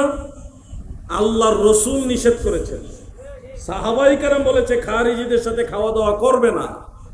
এখন তাইলে কি এটা কি সংকীর্ণতা? না, ইমান বাঁচাইবার জন্য আপনাকে এটা করতে হবে। জাতীয় আন্তর্জাতিক ইস্যু থাকলে তাদের সাথে আমরা বসবো, কোনো অসুবিধা নেই। একটা আলোচিত বিষয় কেন্দ্রিক আমরা আলোচনা, একটা সেমিনারে বসবো, কোনো অসুবিধা নেই। কিন্তু খাওয়ানোর দাওয়াত পাইলেই নবীর দুশ্মনের ঘরে গিয়ে খাবার খাওয়া যাবে? তাহলে এই কাল মরে যাবে। তেল মরে যাবে। দয়াল নবীজি বলছেন ফা ইয়াকুম ওয়া ইয়াহুম, এই নজদি বাতিল যারা, তাদের কাছ থেকে তোমরা দূরে থাকো, তাদেরকেও তোমাদের কাছ থেকে দূরে রাখো। এত আবেগ ভালো না। আবেগে যদি হিন্দু বাড়িতে গিয়ে খাওয়া শুরু করেন তাহলে তো বিপদ। হিন্দু বাড়িতে খাওয়া যাইব, হিন্দু হোটেলে খাওয়া যাইব, মশালা আছে, ওই সময় খাইবে। যখন তখন হিন্দু বাড়ির দৌড় দিলে হবে না, তাইলে আপনার ইমানের অবস্থা 12টা বেজে যাবে। আকাবির যারা আমাদের সিদ্ধান্ত যেটা দিয়েছেন এটার উপরে আস্থা রাখবেন। আরেকটা ষড়যন্ত্র চলতেছে, একটা মহলকে ওই ইয়াহুদিদের একটা এজেন্ট আমাদের এই সুন্নি মহলে একটা ভাইরাস ঢুকাই দিছে। তারা বলতেছে ইসলামকে সংকীর্ণ বানিয়ে দিচ্ছে, অন্য ধর্মের মানুষকেও ই করতে হবে, সে করতে, মানে বিধর্মীদের প্রতি একটা আলাদা প্রেম জাগ্রত করার একটা ষড়যন্ত্র চলতেছে। অথচ আল্লাহর কোরআনে আল্লাহ বলছে ইয়াহুদ এবং নাসারারা কখনোই তোমাদের বন্ধু না। সৃষ্টিকর্তা আমাদের বলে দিয়েছে তারা আমাদের বন্ধু। এখন তাদেরকে ছলে বলে কৌশলে বিভিন্ন কায়দায় তাদেরকে বন্ধু বানাইবার, তাদেরকে সাপোর্ট দেওয়ার বিভিন্ন ধরনের ষড়যন্ত্র চলতেছে। আমি যেটা বলার বলছি, যারা বুঝার ঠিকই বুঝছেন। বেশি আবেগ ভালো না। আমরা গুলালু সুন্নি হইতে চাই না। আমরা আল্লামা শেরে বাংলা আজিজুল হক সাহেব রহমতুল্লাহ আলাইহি যে এরকম সুন্নি, আমরা ওরকম সুন্নি হব। ইমাম আহলে সুন্নাত আলা হযরত যেই সুন্নি, আমরা সেই সুন্নি হব। আল্লামা এম এ জলিল রহমতুল্লাহ আলাইহি যেই সুন্নি, আমরা সেই সুন্নি হব।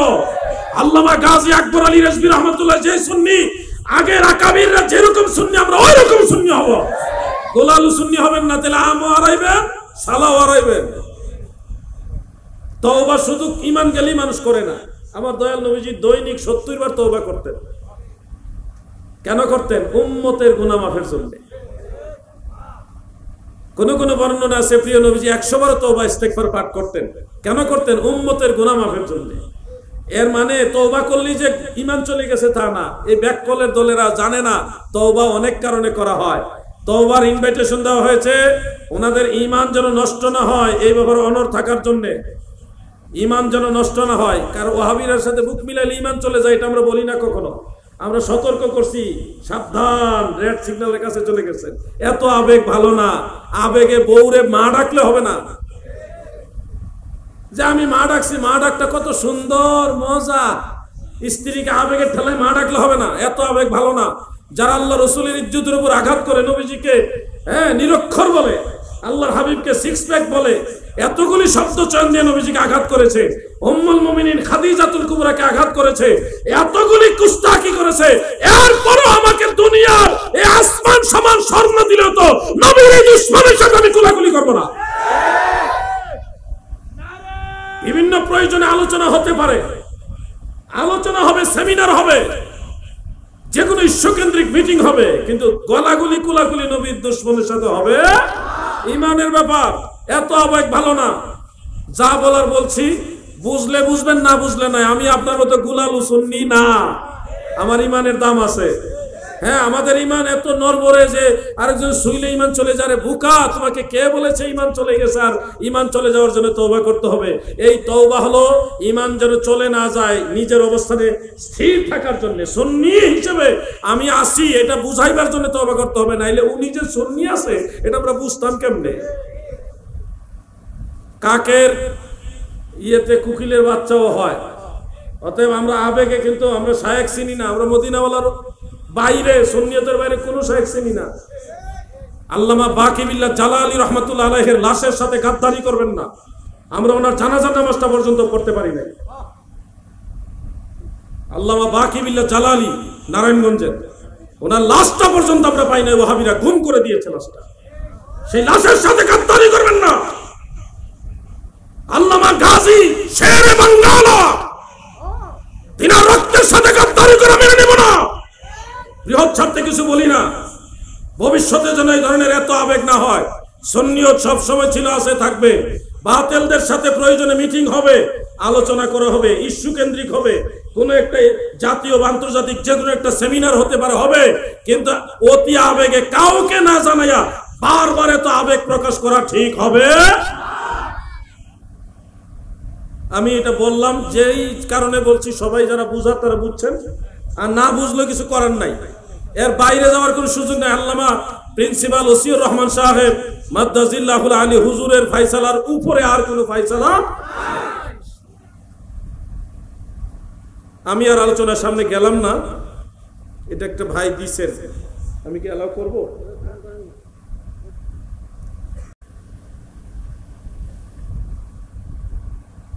আপনি একটু দেখে দেন, মুরব্বী মানুষ, কারণ সব প্রশ্নের উত্তর জানলেও দেওয়া যায় না। একটু দেখে দেন, একজন মুরব্বীর দিয়ে আগে দেখায়। আমি জানি দুটার উত্তর, কিন্তু উত্তর দিব কিনা উনি বললে আমি দিব, নালে দিব না। এটা একটা সম্মান। আপনাদের সবার পক্ষ থেকে একজন বয়োজ্যেষ্ঠ আলেমকে আমি অনার করলাম। অনেক মাসআলা আছে সব জায়গায় বলা যায় না, বলা ঠিক হবে না। কথা বুঝতে পারছেন? আমি এগুলি ফিতনা জিনিসটাকে ভয় পাই। জানলেই সব বলতে পারবেন না। হিকমত, আল্লাহ যে জ্ঞান দিছে, জ্ঞানটা কাজে লাগাতে হবে। সব জায়গায় সব মাসালা বলা যাবে না। বয়সের ব্যাপার আছে, স্থান কাল পাত্রেরও ব্যাপার আছে। কিছু মাসালা আছে পার্সোনাল বলা উচিত, সবার সামনে বলা উচিত। এই জন্য আমি একজন বয়োজ্যেষ্ঠ আলেম দেখে ওনাকে দিলাম। কি করব? একটা দিই, দুইটা দিতাম না, সমস্যা আছে। হ্যাঁ, এটাই নিচেরটাই দেই, উপরেরটা দিতাম না। আমি একটা প্রবলেম ফিল করি, তো এই জন্য আমি দুইটা প্রশ্ন এসছে নিচে যে তাজিমি সিজদা জায়েজ কিনা। এই বিষয়টা আমাদের অনেকে জানারও দরকার আছে। ইসলামের সিজদা দুই প্রকার। একটা হলো সেজদায়ে তাআব্বুদি, ইবাদতের সেজদা, আর একটা হলো সেজদায়ে তাজিমি, সম্মান সূচক সেজদা। দুই ধরনের সেজদা ইসলাম ধর্মে আছে, মনে রাখবেন।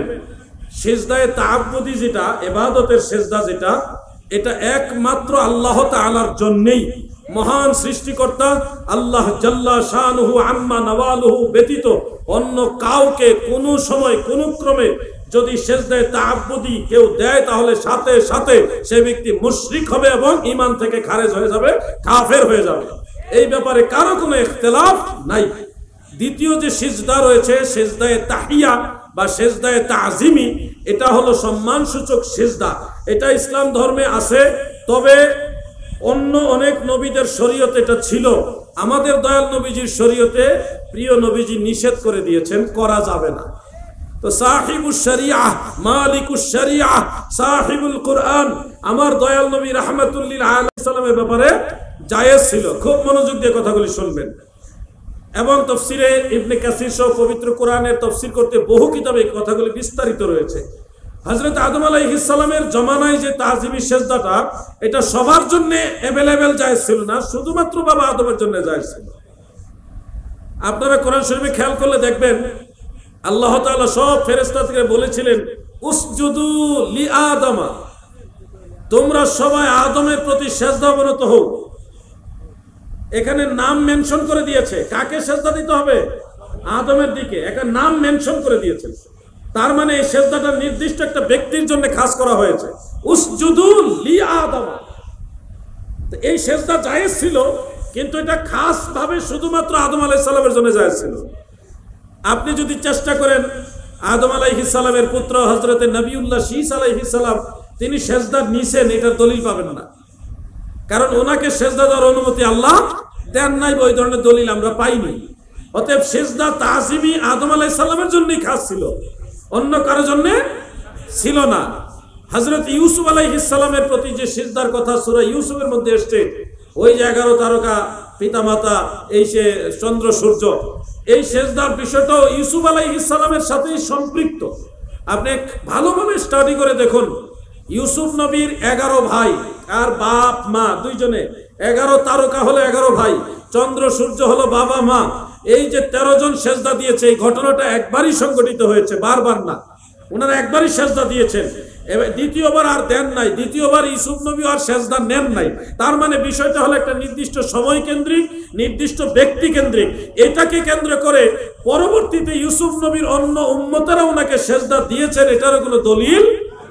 তাহলে এই বিষয়গুলি হলো নির্দিষ্ট ঘটনা কেন্দ্রিক, নির্দিষ্ট ব্যক্তি কেন্দ্রিক। এই বিষয়টাকে টেনে এনে আমাদের বেলায় দলিল সেট করার কোনো সুযোগ।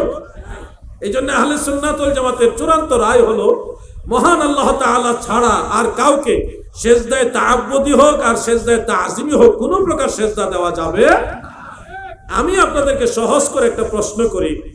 এই বিষয়টা বেশ অনেক সাহাবী থেকে বর্ণিত, বিভিন্ন আলফাজে, বিভিন্ন প্রেক্ষাপটে। যেমন হযরতে মুআজ ইবনে জাবাল রাদিয়াল্লাহু আনহু এসে নবীজিকে সেজদা দিয়েছিলেন। ইবনে মাজাহ শরীফ মুসনাদে আহমদে আছে। সেজদা যখন দিয়ে দিছে দয়াল নবীজি আশ্চর্য হয়ে বললেন, হে মুআজ তুমি কি করলে, এটা কি করলে? তখন তিনি উত্তরে বললেন, ইয়া রাসূলুল্লাহ, আমি অমুক অমুক রাজ্যে দেখেছি তারা তাদের রাজা বাদশাদেরকে এইভাবে সম্মান করে। তখন নবীজি তাদেরকে, সাহাবীদেরকে এরকম করতে নিষেধ করে দিলেন। বললেন তোমরা ফালা তাফআলু ফানাহাহুম আন যালিক, তাদেরকে এইভাবে এরকম করতে নিষেধ করলেন। মানে সেজদায়ে তাজিমি দিতে আল্লাহ রাসূল নিষেধ করেছেন। আমি আপনাদের কাছে একটা প্রশ্ন করি, ধরেন অমুক পীর সাহেব বলছে করা যাবে, অমুক পীর সাহেব বলছে করা যাবে, অমুক পীর সাহেব বলছে করা যাবে, এমন 5-6 জন পীর সাহেব বলছে সেজদায়ে তাজিমি করা যাবে, কিন্তু আল্লাহর রাসূল সাল্লাল্লাহু আলাইহি সাল্লাম রাহমাতুল লিল আলামিন নবী বলছে করা যাবে না। আপনারা কোন কথাটা মানবেন? যে পীর সাহেব বলতেছে করা যাবে, ওই পীর সাহেবের জ্ঞানের মধ্যে ঝামেলা আছে, জানার মধ্যে সমস্যা আছে। আমি বলছি না যে ওই কাফের হয়ে গেছে, হয়ে গেছে না, এরকম বলবো না। আমি বলবো ওনার আরো স্টাডি করার দরকার আছে। পীর হইলে যে বড় অলি হয়ে যায় তা না। পীর হওয়া সহজ, কিন্তু অলি হওয়া অনেক কঠিন জিনিস, বুঝছেন? পীরের ঘরে জন্ম হইলেও পীর হওয়া যায়, কিন্তু অলির ঘরে জন্ম হইলে অলি হয় না, সাধন ভোজন করে হইতে হয়, কঠিন ব্যাপার। এই জন্য কোন পীর সাহেবও যদি বলে যে তাজিমি সেজদা জায়েজ, ধরে নেবেন ওনার এই ব্যাপারটা জানা নাই। কদমবুসি করা যাবে, সেজদা এক জিনিস, কদমবুসি আরেক জিনিস। সেজদা আল্লাহ ছাড়া আর কাউকে করবেন না, কিন্তু মা বাবাকে কদমবুসি করবেন, পীর মুর্শিদ হক্কানি পীর মাশায়েখদের কদমবুসি করবেন, বড় আলেম যারা তাদের কদমবুসি করবেন। কদমবুসি করা সুন্নতে সাহাবা, এটা জায়েজ আছে। আমার জানা মতে 10 জন সাহাবী কদমবুসির পক্ষে হাদিস বর্ণনা করেছেন, এবং আহলে সুন্নাত ওয়াল জামাতের আইম্মায়ে কেরাম সবাই একমত কদমবুসি করা জায়েজ, এবং দেওবন্দি আলেমরাও একমত। দেওবন্দি আলেমরা বলছে কদমবুসি জায়েজ আছে, এটা হাদিস দ্বারা সাহাবী। অতএব কদমবুসি করবেন, কিন্তু সেজদা করা যাবে। আমার কথাটা কি বুঝতে পারছেন সবাই? এটাই আহলে সুন্নাত ওয়াল জামাতের চূড়ান্ত রায়। কোন পীর সাহেব যদি বেশি ভাব দেখায়, আলাউদ্দিন জাহাদি কোরআন হাদিস বুঝে না, ওই পীর সাহেবকে দাওয়াত দিবেন, আমাকেও দাওয়াত দিবেন। সম্মানের সাথে ওনার সাথে আমি একটু আধা ঘন্টা কথা বলবো কিতাব নিয়ে, ঝগড়া করবো না। আমি 2-3টা কিতাব এনে ওনার দেখাবো, ওনারে কম একটু ফইরা হুনাই তো আর লাগতো না। যে কিতাব উনিও মানে ওই কিতাবই আমি দেখাবো না। বেশি যারা দেখাইতে ভাব দেখাইতে চায় এদেরকে একটু সম্মান করে দাওয়াত দিবেন, আমারও দাওয়াত দিবেন। আমি 2-3টা কিতাব নিয়ে আসবো, উনি যেগুলি মানে ওইটাই আমি দেখাইবো, উনি পয়রা শুধু শোনাবে, ওই পড়লেই বুঝতে পারবে উনি যে কোন দিকে আছে। একটু স্টাডি করতে হবে। শোনেন, একটা মানুষ তার 2টা ঠোঁট দিয়ে, এই যে 2টা ঠোঁট, কত দামি জায়গা, এটা সাধারণ জায়গা মনে করছেন? মানুষের শরীরের মধ্যে 2টা ঠোঁট, এটা সাধারণ জায়গা? এই 2টা ঠোঁট দিয়ে তার মায়ের পায়ে চুমা খাবে, 2টা ঠোঁট লাগায় চুমা খাইবে। এত বড় সম্মান পাওয়ার সুযোগ আল্লাহর হাবিব আপনাকে করে দিয়েছে, এটাও আপনার পোষায় না, আপনি সেজদাই নেওয়া লাগবে। এই সেজদা নয় না পীর সাহেবগুলি, গৌসে পাক বলছে এগুলি 12 কাতার পীর সাহেব হবে, এর মধ্যে 11 কাতার জাহান্নামী, ওই জাহান্নামী 11 কাতারের 1 কাতার হইল সেজদা নয় না পীর সাহেবগুলি। পীর মানেই একবারে যে ডাইরেক্ট জান্নাতে চলে যাবে তা না। পীরদের 12 কাতার, কয় কাতার? ঘুমাই রয়েছেন না আপনারা? পীরদের কত কাতার? এটা গৌসে পাক বলেছেন বুনিয়াতুত তালিবিনের মধ্যে। এই 12 কাতারের মধ্যে সেজদা নয় না গুরুফিল একটা। অতএব পীর মাশায়েখকে সম্মান করবেন, কদমবুসি করবেন, তিনাদের তাজিম করবেন, তিনাদের হাদিয়া তোহফা মেহমানদারি সবই করবেন, কিন্তু সেজদা করা যাবে। কেউ কি বেজার হইছেন? কোন স্কলার যদি ভাড়া করে আনে, স্কলারও তো বেশ কম আছে, বোঝেন না? কামেল পাস করলে স্কলার না। আবার দেখা গেছে মিশরে আজহার থেকে লেখাপড়া করেছে, তারে কিছু হাদিয়া বাড়াই দিয়া ভাড়া করে নিয়ে আসতে পারে, এরকম স্কলার ভাইলে ধরবেন। এগুলি ভাড়াইটা, আমি এখন আজহারের প্রতি আমার আস্থা একেবারে নষ্ট হয়ে গেছে। আজহারের মধ্যে ভাইরাস ঢুকে গেছে। আজহারতে পইরাইসা একটা ঝামেলা, মানে এদের উপর আস্থাই রাখতে পারতেছি না। কখনো এদিকে দৌড় মারে, কদিকে এদিকে দৌড় মারে, কি একটা আজীব ব্যাপার। আমি দেখতেছি জামিয়া আহমদিয়া সুন্নি আলিয়া কামিল মাদ্রাসা, এই মাদ্রাসা না থাকলে বাংলাদেশে আমরা সেই আহলে সুন্নাত আলা হযরতের আহলে সুন্নাত ওয়াল জামাত খুঁজে পাওয়া মুশকিল হয়ে যেত। আমার কাছে ওই নার্সে এটা ভালো। এখন বর্তমান প্রেক্ষাপটের কারণে বলতেছি আর কি, আজহার নিঃসন্দেহে সারা পৃথিবীর একটা বড় প্রতিষ্ঠান। 2-4 জনের জন্য প্রতিষ্ঠানের বদনাম করা ঠিক না, কিন্তু আমি বলতেছি বাংলাদেশে যা শুরু হয়েছে, এরা তো আলা হযরতকে দাফন করে দিল, এরা শেরে বাংলার সামনে দাফন করে দিব। অবস্থা খারাপ, এজন্য ওই বারাইটা আজহারি যাইছে যদি তাজিমি সেজদা যায় মনে করবেন এইটাও এই গোষ্ঠীর ওই একবারে খাস বাংলা কয়ে দিলাম। আল্লাহ তাআলা আমাদের সকল ফিতনা থেকে হেফাজত করে, বলে না আমিন। আলোচনা শেষ, তবে দুইটা অনুরোধ করে যাই। যুবক ভাইরা, এই যে আমার কচিকাচা যুবক ভাইরা, আমার কলিজার টুকরা যুবক ভাইরা, তোমাদেরকে অনুরোধ করছি, শোনো, মা বাবার সাথে দুর্ব্যবহার করো না, আল্লাহর দোহাই লাগে। প্রত্যেকটা যুবককে বলছি, মা বাবার সাথে খারাপ ব্যবহার করো না, তাহলে তুমি দুনিয়াতেও ক্ষতিগ্রস্ত হবে, আখিরাতেও ক্ষতিগ্রস্ত হবে, তোমার সবকিছু বরবাদ হয়ে যাবে, শান্তি পাইবে না জীবনে, কোনো কাজে রহমত বরকত পাইবে না। মা বাবার সাথে ভালো ব্যবহার করবা। আগে যাই করছো মায়ের কাছে গিয়ে বসো, আম্মু আমাকে আগের মতো শাসন করেন না, আমার আগের মতো ভালোবাসা দেন, আমাকে বেশি আদর করেন। মায়ের কাছে যাও, বাবার কাছে যাও। তুমি জান্নাত খোঁজার জন্য কাবা ঘরে যাইবা, তৌফিক থাকলে হয়তো 20 বার হজ করবা, ওই 20 বার হজ কবুল হতেও পারে, নাও হতে পারে, কিন্তু তুমি যদি তোমার মায়ের সেবা করো, মায়ের চেহারার দিকে নজর করো, প্রতি নজরে নজরে হজের সব হবে। অনেক দামি জায়গা। মায়ের সাথে ভালো ব্যবহার করবেন, বাবার সাথে ভালো ব্যবহার করবেন। যুবক ভাইদের বলছি, আপনারা কি কথাটা মানবেন না ইনশাল্লাহ? যুবকরা বলেন মানবেন না ইনশাল্লাহ? মা বাবার সাথে ভালো ব্যবহার করবেন, উস্তাদের সাথে ভালো ব্যবহার করবেন। উস্তাদ যদি বলেন যে উস্তাদ দুর্নীতি করছে, ওইটার জন্য আইন আছে, ওটা দেখার মতো লোক আছে, ওইটার বিচার করার দায়িত্ব আপনার না। আপনি আপনার উস্তাদকে সম্মান করে যাবেন, আপনার উস্তাদকে সম্মান করবেন। ভাই শোনো, উস্তাদ যদি বদদুয়া দেয়, তোমার উস্তাদ কি করছে না করছে না ওনারটাও নিভাইব, কিন্তু তোমার উপরে অসন্তুষ্ট হয়ে যদি তোমার উস্তাদ তোমার বদদুয়া দেয়, তোমার তকদিরটা নষ্ট হয়ে যাবে। উস্তাদের সাথে ভালো ব্যবহার করবেন, এই একটা অনুরোধ আমি যুবকদেরকে বললাম। আর লাস্ট অনুরোধটা হলো, মুরব্বী বাবারা সহ যারা বয়স হয়েছে মোটামুটি, কিন্তু এখনো নামাজ পড়েন না, যুবক ভাইরা আপনারা শুনেন, নামাজ ছেড়ে দিচ্ছেন যারা, ইচ্ছায় অনিচ্ছায়, আপনারা নিজের পায়ে নিজে কুড়াল মারতেছেন, নিজের ক্ষতি নিজে করতেছেন। 5 ওয়াক্ত নামাজ আদায় করতে হবে। ময়দানে মাহশারে সবার আগে আল্লাহ নামাজের কথা জিজ্ঞাসা করবে, সবাইকে জিজ্ঞাসা করবে। তো সেদিন আল্লাহর কাছে জবাবদিহিতা করার জন্য প্রস্তুত আছেন তো? আল্লাহ যদি বলে নামাজ পড়ছেন নি, আপনারা কি বলবেন? না, আমরা বেনামাজি কইবেন নি? তাহলে কি করা উচিত বলেন? নামাজ পড়তে হবে, 5 ওয়াক্ত নামাজ আদায় করবেন। এই দুইটা অনুরোধ আমি আপনাদেরকে বিনয়ের সাথে করজোরে করে গেলাম। যুবকদের উদ্দেশ্যে, মা বাবার প্রতি এই বিষয়টা গুরুত্ব দিও ভাই, অবহেলা করে না ভাই। আর বৃদ্ধ জওয়ান সবাইকে বলে গেলাম, 5 ওয়াক্ত নামাজ ছেড়ে দিবেন না। দাদু গো, কপালটা জমিনে লাগায় আল্লাহর সাথে একটু সম্পর্ক লাগান।